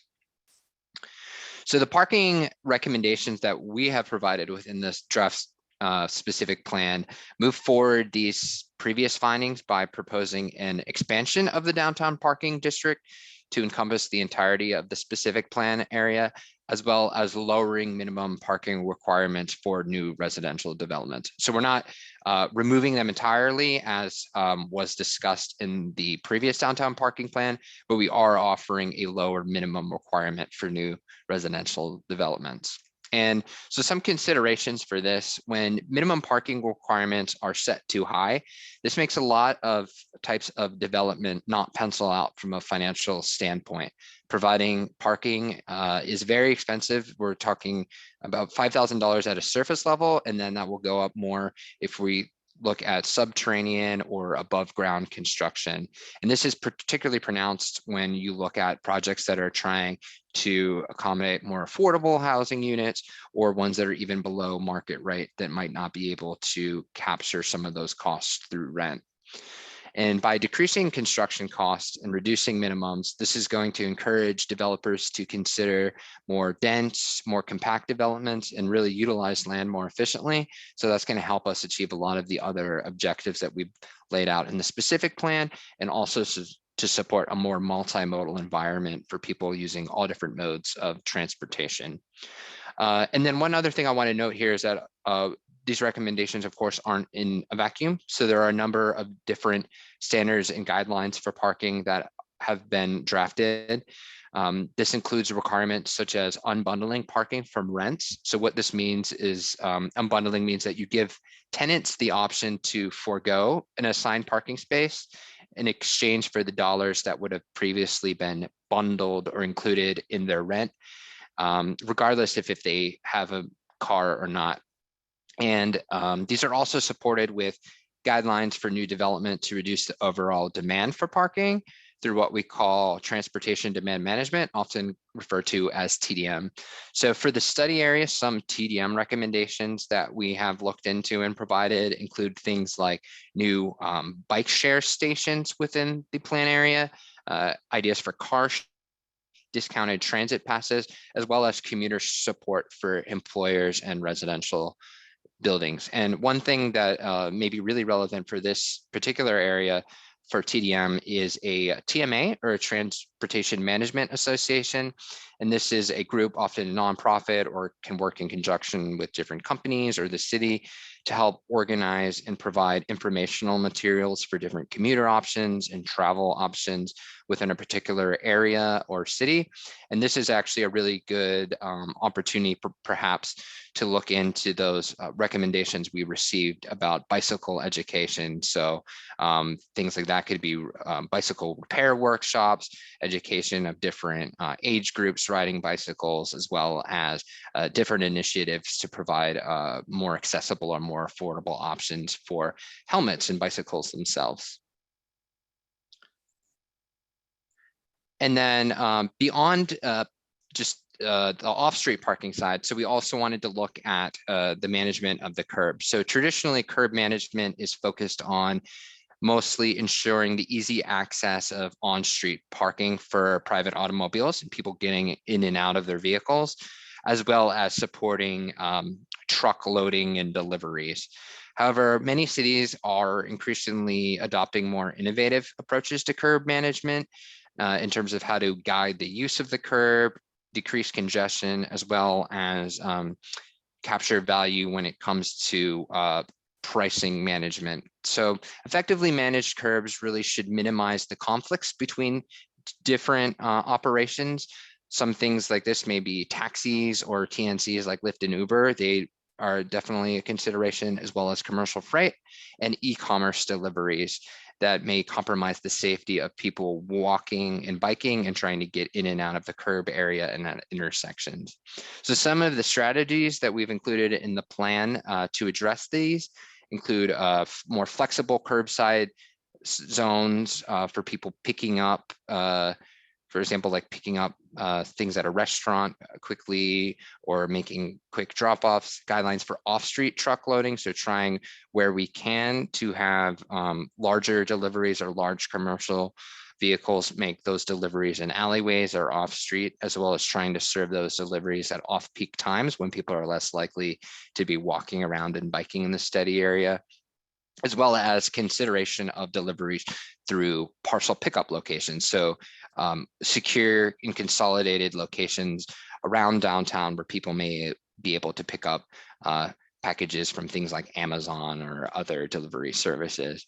And then finally, another aspect of curb management is to use data to help monitor what's going on. So that means evaluating the use of the curb when we think about different changes around the regulation of on-street parking as well. So some of the things that might consider, and that we've included guidance on, would be an update of some of the on-street parking time limits. So thinking about areas where we may set time limits to go longer than they currently are. Generally, we say about 2 hours is the sweet spot for a park once area where someone might come downtown, go to a couple of shops, have a meal, and then head back out, not to have that anxiety of trying to go back to a meter or a space if they're restricted within half an hour or an hour, but providing a few of those either short-term parking areas or flex zones where those kind of quick pick up and drop off activities can occur.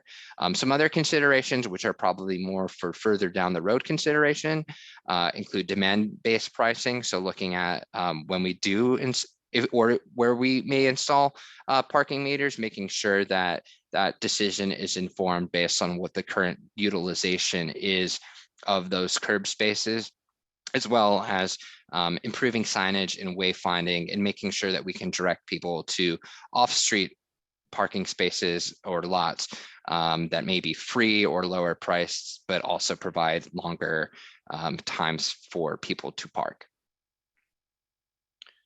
So that wraps us up with this section. So again, we can address any additional questions or discussion items at this time, and then Simran will help us move to the public comments part.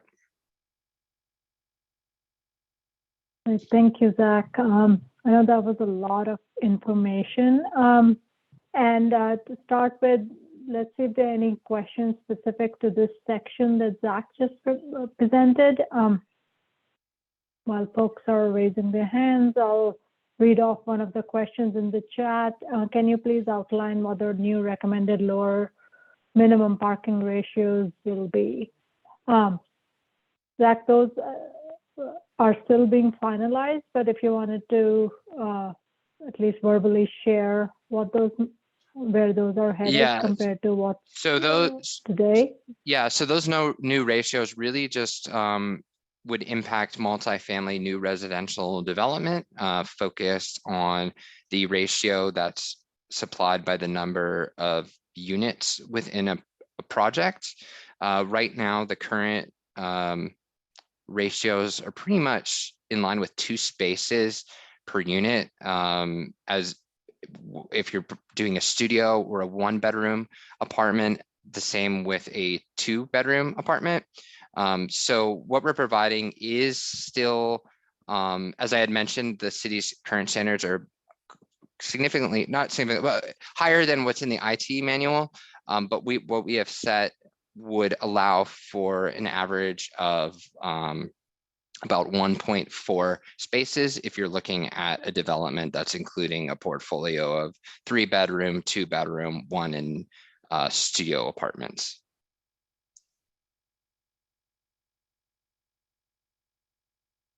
Great, thank you, Zach. Jenny, I see your hand raised. Go ahead, please. Yeah, thank you. Would you please just clarify for me again, is the recommendation to expand the parking district to what we now consider the entire downtown district? Yeah, so that would be the geography of the downtown specific plan area. Okay, thank And the you. downtown district, oh, sorry. The downtown district currently it falls within our study area, but we would look to expand that. And a lot of the land uses are similar. So we'd be looking to kind of benefit off the economies of scale there.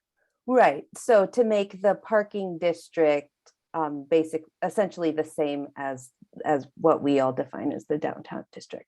Correct. Okay, thank you.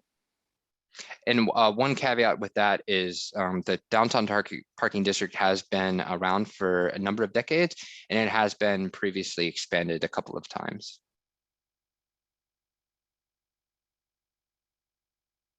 Thank you, Zach. Andrew.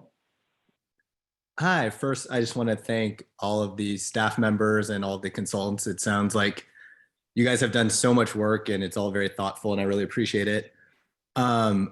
With respect to the parking requirements, it still sounds like for new multifamily residential, there will be over 1 parking space per unit. And I'm just wondering how that connects with trying to be a walkable, non-carbon intensive downtown area. If we're having that many parking spaces, especially if it's for affordable housing, if it's people who want to bike, if it's people who want to take the bus, if it's people who want to take other modes of public transportation, and you want to decouple rent from a parking space. But if you're going to require these parking spaces to be built and use all that space, I'm just wondering, could we go lower if that'll be better for the environment and for making housing more affordable? Correct. No, so thank you for that comment. I kind of misspoke when I said that. So that example would be if we were looking at a new development that had an equal portion of 3-bedroom units, 2-bedroom units, and 1-bedroom units. But when we're looking at studios, 1-bedrooms, and 2-bedrooms, where that's really where the kind of the market gravitas, particularly if we're thinking about more affordable housing, would be. Those would come in somewhere around 0.8 or less than 1 space per unit. And now this is just thinking about the unit mix as a whole, but we would also look to provide additional reductions if there are certain percentages of below market rate or affordable housing provided. There's lots of research in terms of trip reduction that backs this up, that affordable housing in general generates less vehicle trips than market rate housing. And then in addition to that, there are also statewide requirements that impose parking maximums if certain thresholds of affordable housing are met. This can also be a consideration for things like supportive housing developments and senior housing as well. So that's definitely one thing that we've considered in the plan. And then one additional consideration for that to perhaps drive these numbers down further is for particular projects of a certain scale. We're thinking about large multifamily newer apartment complexes. Within the specific plan, we would be recommending TDM plans developed for certain levels of intensity of development, and these providing reduced parking rates or pricing parking or unbundling parking. Those would help to gather credits or points that that project then could put forward in terms of meeting the requirements within a TDM plan. Another thing is that to build that plan, developments may also need to provide certain amenities such as bicycle parking or discounted transit passes that would also help to reduce the overall demand for parking and trip generation. Thank you. That's wonderful. Yeah, I think the lower we can get, the better it would be for everyone, and the less space spent on parking and the more space available for housing or stores or restaurants, the better. And I think having options like providing bicycle parking or electric bicycles or transit passes or whatever the case may be would be a really wonderful way to be more environmentally friendly and better and cheaper for the community. So thank you. Thank you. Zach, and I was going to have you do this, but could you define TDM for those who don't know the acronym? Absolutely. So TDM stands for Transportation Demand Management. And really we think about that on two kind of sides. So there's programmatic options as well as more kind of infrastructure type of options. I just mentioned dock-based bike share that may come to the city, mobility hubs where we may be able to co-locate those with long-term parking options for bicycles near transit station, things like that. But then more supportive program options, I had mentioned TMA, educational programs, commute trip coordination, so helping people to figure out how they might be able to get around without a vehicle. And part of that also comes on the side when we're thinking about new development, particularly residential housing, is how some of those materials can be kind of given out at the occupancy stage for new residents, introduced to those things to really ingrain that shift behavior from the beginning.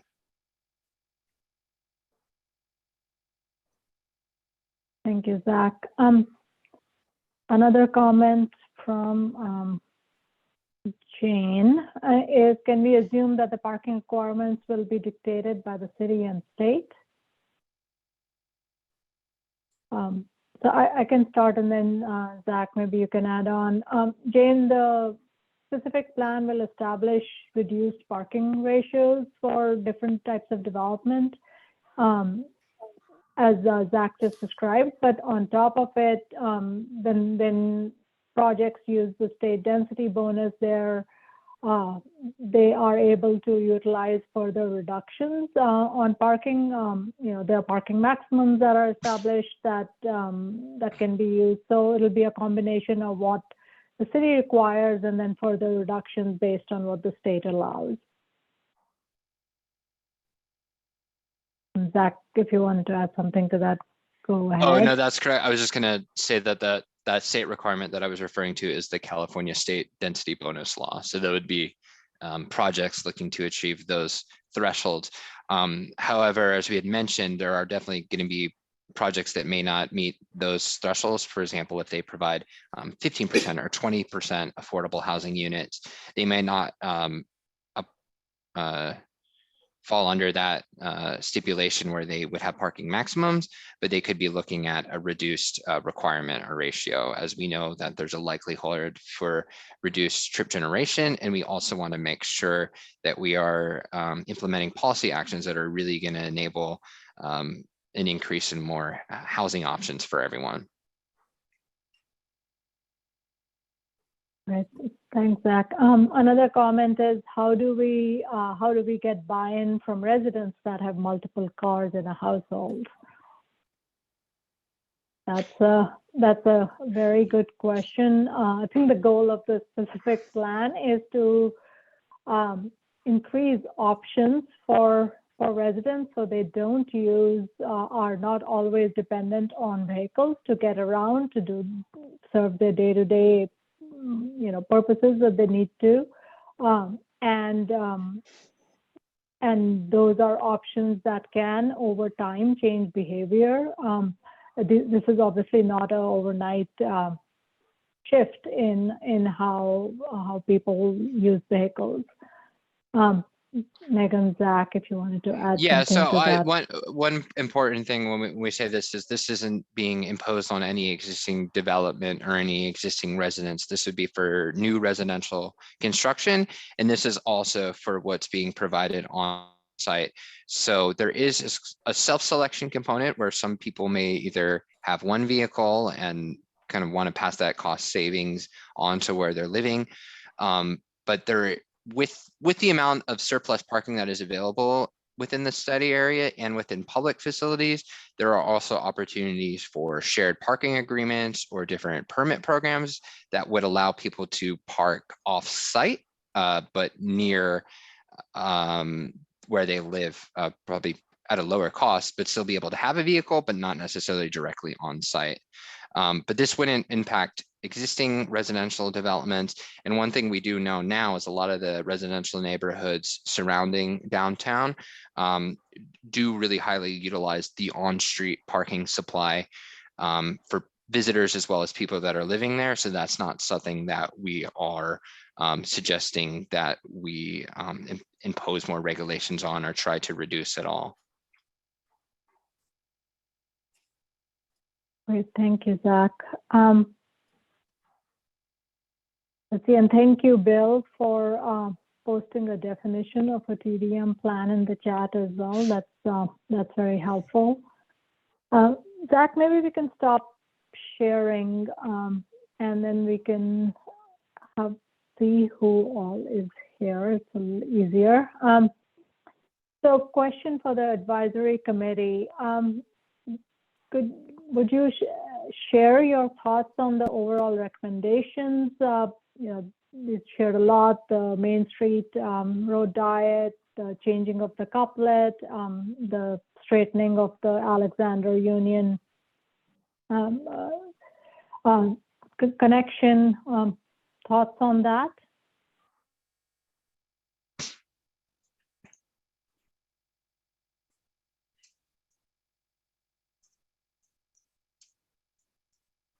I think we've talked you all out.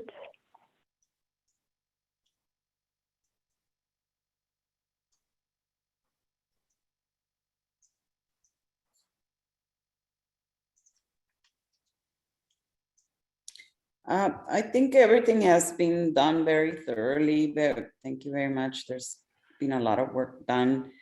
I do think that we need to have, it would be nice to have an idea of like how long will a plan like this take to be implemented? Because everything seems to kind of in the air right now. No, thank you, Carmen. The timing of implementation is challenging. Certainly, I think the city is working with Caltrans to try and get things done as expeditiously as possible. But given that this is a part of the state highway system, it does take longer than what we would all like. But your point's well made. It would be in everyone's interest for this to be implemented as quickly as possible. Sarah, I know we've been live streaming on Facebook as well. Do we have any comments from the Facebook stream? We do not have any comments from the Facebook stream. Thank you for asking. Of course. Another question is, once the plan is done, what is the plan for, or what is the, well, I guess it's the plan or the recommendation in terms of making it available to the public, or when it's accepted? And because I think there's a lot of suggestions that are being done that may impact some people that at the beginning, like, may not be that. There's always someone that is gonna say something about what's going on, the change. Yeah. Yeah, thank you, Carmen. And I'm going to highlight the next steps in a little bit later, but I can share that now.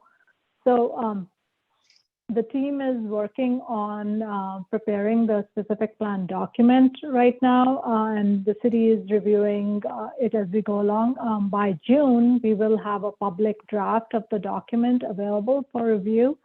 We'll bring it back to the advisory committee, but it'll also be available for the public at large to review and provide comments. We'll have a community workshop at the time as well to get additional input on the public draft of the specific plan.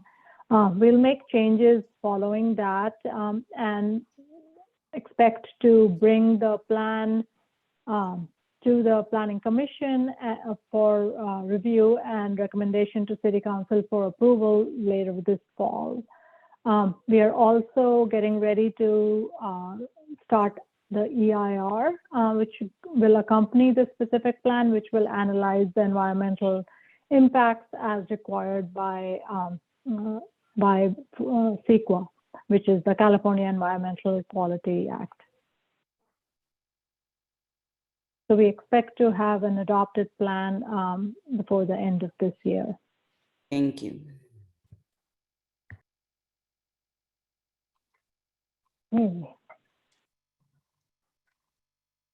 One thing I just wanted to take a moment to highlight, one of the questions that was raised earlier was wayfinding.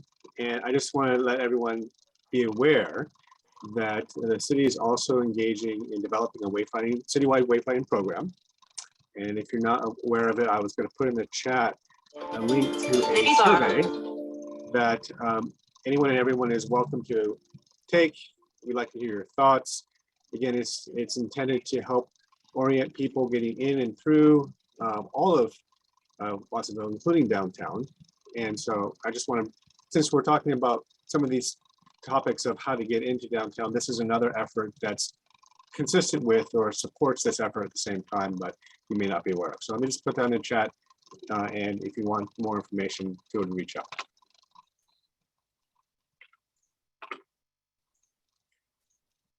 Back to specific plan. Okay, thank you, Justin.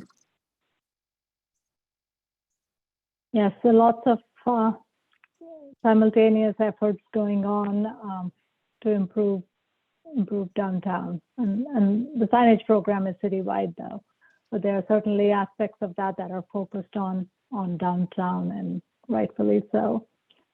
Other questions, comments?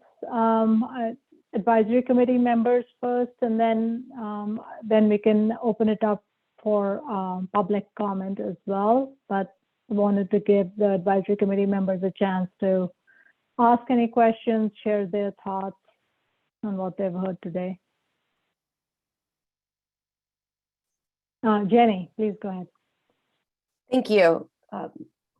Yeah, thank you for a very comprehensive and detailed presentation this evening. There was a lot of information shared, and also a lot of very exciting, I think, plans that are in the works. In particular, I really am supportive of the two-way conversion on East Lake and East Beach, as well as the road diet on Main Street. I really appreciate that it's been expanded from Riverside to Freedom Boulevard. And I think the fact that we are already in conversation with Caltrans puts us ahead there. I really appreciate Justin, you pointing out that I think you were the one who said that that doing this work now shows Caltrans that we are actually serious and committed to undertaking projects like this. And so this is a substantial first step and mark of commitment to undertaking a project that would, radically change what is their thoroughfare.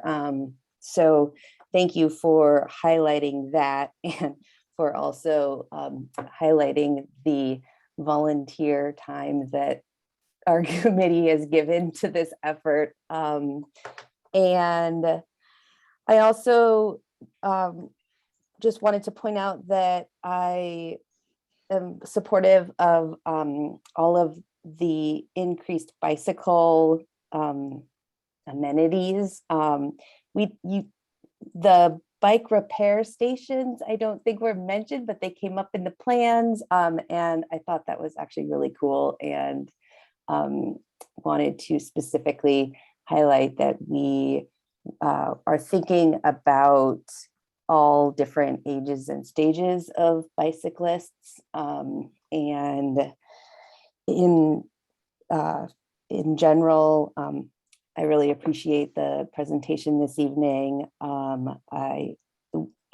When we can make this happen, I think it will just really be an outstanding opportunity for everyone in our community. So again, thank you. Thank you for your recommendations and your work. And also thank you for taking everyone's questions and taking them kind of as they come up, and allowing people to be engaged in the process. Thank you, Jenny. Other members of the advisory committee, here's your chance before we open it up for public questions and then public comment.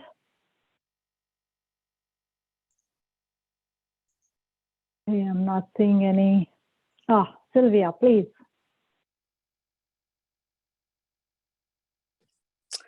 Yes, I'd really like to thank Zach and Megan for the information and detailed information that they presented today.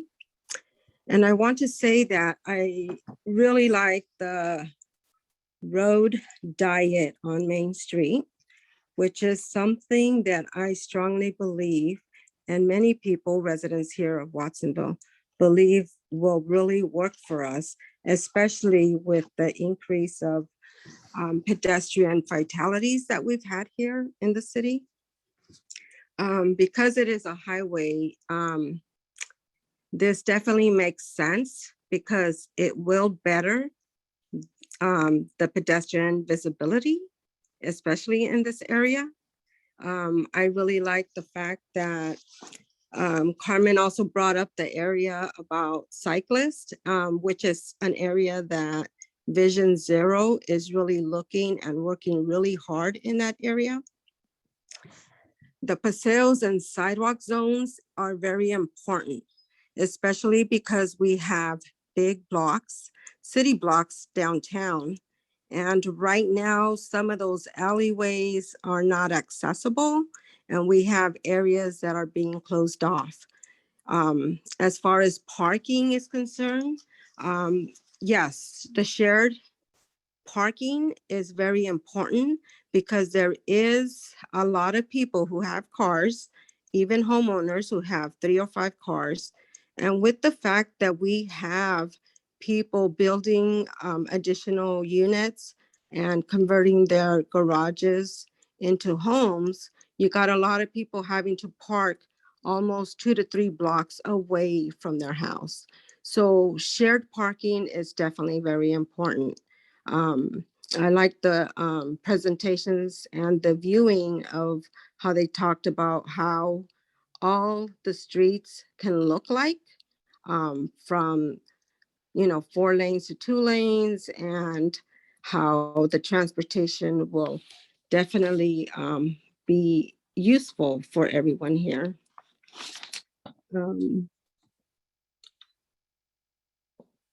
Especially the fact that it will calm down the traffic. Thank you. Thank you, Sylvia. Yes, Megan and Zach have put together a very informative and deliberative presentation. So appreciate your acknowledgement. Let's see. I don't think we have any more advisory committee members with their hands raised. So let's move to public comment. Thank you so much for being patient. Let's start with Sean. If you can keep your comments relatively short so we give opportunity to others as well. Hi. These events, these presentations are always very good, and I think it's I think we have every reason to be hopeful as far as funding and progress. You know, state of California's got a surplus all through the fires and the pandemic. Grants, funding for transportation, some of them commuter rail specific.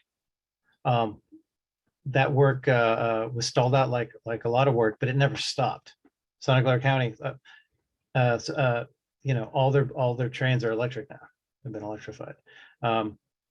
When these models are put forward, I always want to see how the rail trail fits into it. There's 3 stations already built, or 3 segments already built. That was 2/3 plus voter approved, and the work's continuing. So I was like seeing that and how well it's going to work with, for students and for people who want to get in and out of downtown. Anything that helps, you know, free up parents for helps free up their free time, and makes youth gives them more opportunity to get out on their own. But aside from being hopeful, you have to watch and make sure that funding can go through. There's something on the ballot right now, D, that would take away your access to rail on that corridor. So another thing to think about. Thank you for everything. Good work. Thank you, Sean. Ellie. Hi, everyone. Like Sean said, these meetings are always lovely and informative. And I'd like to thank you once again for keeping them online, since most of our meetings have gone back to in person and those are not accessible. So thank you for creating this space and allowing us to have this conversation. I want to agree and amplify with everything that Sean said, considering cost and affordable and equitable transportation. I'd like to urge everyone also to study up on this, right? Because Measure D, if passed, could really harm the potential of having a rail and trail in the future. And I think it's important to learn and really see what it would mean to have equitable transportation in the future. As someone that heavily relies on transportation, I've relied on the 71 and the 17 and the Diridon station and the VTA in San Jose. And I could tell you it's very important to have that here in Watsonville, to have the opportunity to, when we plan this, include the rail and be hopeful that enough people vote no on D and that we do have the opportunity to have a rail in the future. I also wanted to ask about Alexander, how we said before, I know we've discussed before that you guys, if it's closed up, there's a potential of taking away the parking that's behind Plaza Vigil and potentially putting apartments there before, developing apartments there before. And I'd like to know if that's a conversation that we're still waiting to have on what would be proposed to be putting there, as so that it's not just the apartments, like have a discussion of what else could potentially be there that could benefit our city better, especially our downtown. Because I believe that if we were to take away apartments and create a space instead, it could really grow our downtown area. Just like we have the space in Roma Park, if we extend that over to behind Plaza Vigil, there's more potential there. So I'd like to know if that's a future conversation that we're still going to have. If not, can we? But most importantly, no way Greenway, vote no on D. Thank you. Thank you, Ellie. I'll briefly mention in past presentations, we have talked about the concept of what might happen in the area behind Plaza Vigil, especially if Union is vacated in that portion. Besides the vacated portion, the parking lot is in the specific plan isn't defining exactly what happens. It essentially says that it makes it a development site where something like a mixed-use project or apartments might, or multifamily residential might be built. The sketch plan we have included in previous presentations also illustrates the creation of small plazas and connectivity through the block, which would allow for some of a more public space to be incorporated within that development. So it would not be limited to just development, but would include public space, either in the form of plazas or in the form of more enhanced courtyards and paseos within it. Thank you. So, of course, keeping a quick time check as well. Are there any other public comments or other members of the advisory committee who would like to share thoughts? Go ahead, Dale. Yeah, I just wanted to comment on the consultant's proposal for reducing down to 0.8 parking spaces per unit. The city of Watsonville currently on their SRO, it's about 0.5 parking spaces per unit. We built the first SRO, gosh, what year was that? 2002. And that requirement of a half a parking space per unit barely gets by. And there's probably, out of 17 units, there's probably 4 or 5 of them that don't own vehicles. But the rest of them do have vehicles. And so at a half a space, it's really tight, and that's for SROs. Then we did another 6 units, and that's right adjacent to the spot that you're talking about, realigning Alexander. And we purchased the permits from the city for those residential units. And so we purchased 1 space per unit, even though the studios would require half. So we have to put 1 space per unit, and those are studios. Then we built another 54 units.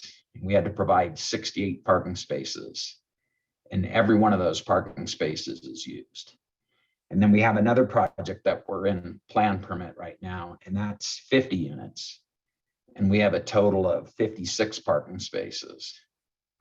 And if we were to reduce down to 0.8 per unit, it's going to put such demand on alternate parking spaces. And that's going to create, like I mentioned in the chat, it's going to create a burden for either the city's parking lots, because the surface lots are going to be filled up, or the private property owners that have parking lots, because you can't facilitate. So we can work through what's on the horizon as far as the reduction of greenhouse gases, the reduction of units as far as vehicle units per household. I think that's the trend, definitely. But we have to be very, very aware that we just can't go sub 1. The density bonus that Zach, you referred to, that's 1 parking space per unit. So if it's a studio, that's a unit. If it's a 1-bedroom, that's a unit. If it's a 2-bedroom, that's 2. So we have to be very aware that even the density bonus that's through the state, their parking requirements are more than what is being proposed, or at least suggested to be proposed. So I just want to make sure when we're establishing this, because this is going to be a blueprint for the future, we need to really give it some consideration. What I want to make sure, since I live and work in Watsonville, as well as the majority of the folks that are participating on the call, we want to make sure that it just doesn't become a nightmare. We can have residential units, whether they're affordable, market rate, or a combination of both, or BMR, whatever the case may be. People still need vehicles, and we'll rely on public transportation. There will be a shift, but we still need to be aware that people need to park their vehicles.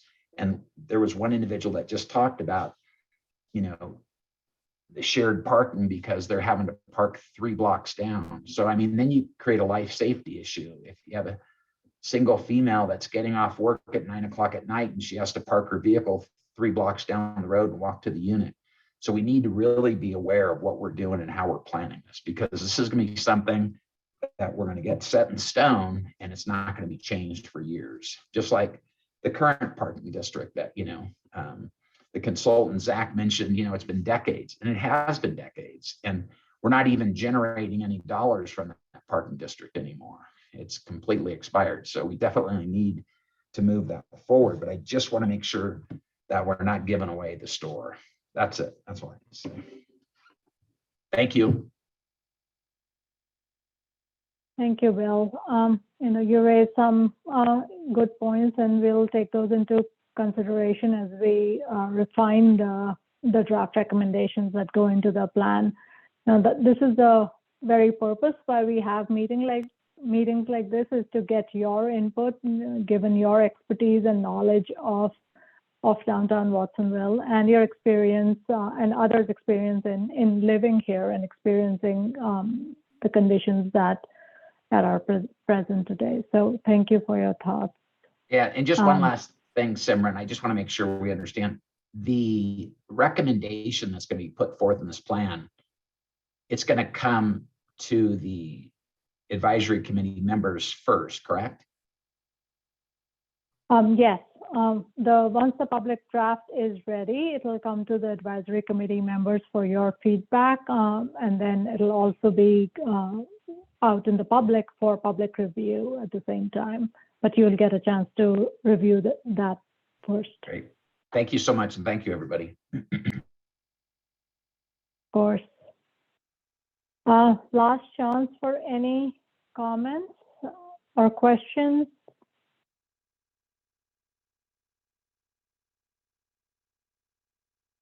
And if not, we're right at 8 o'clock. So even though we started a little behind schedule, I always like to end right on time.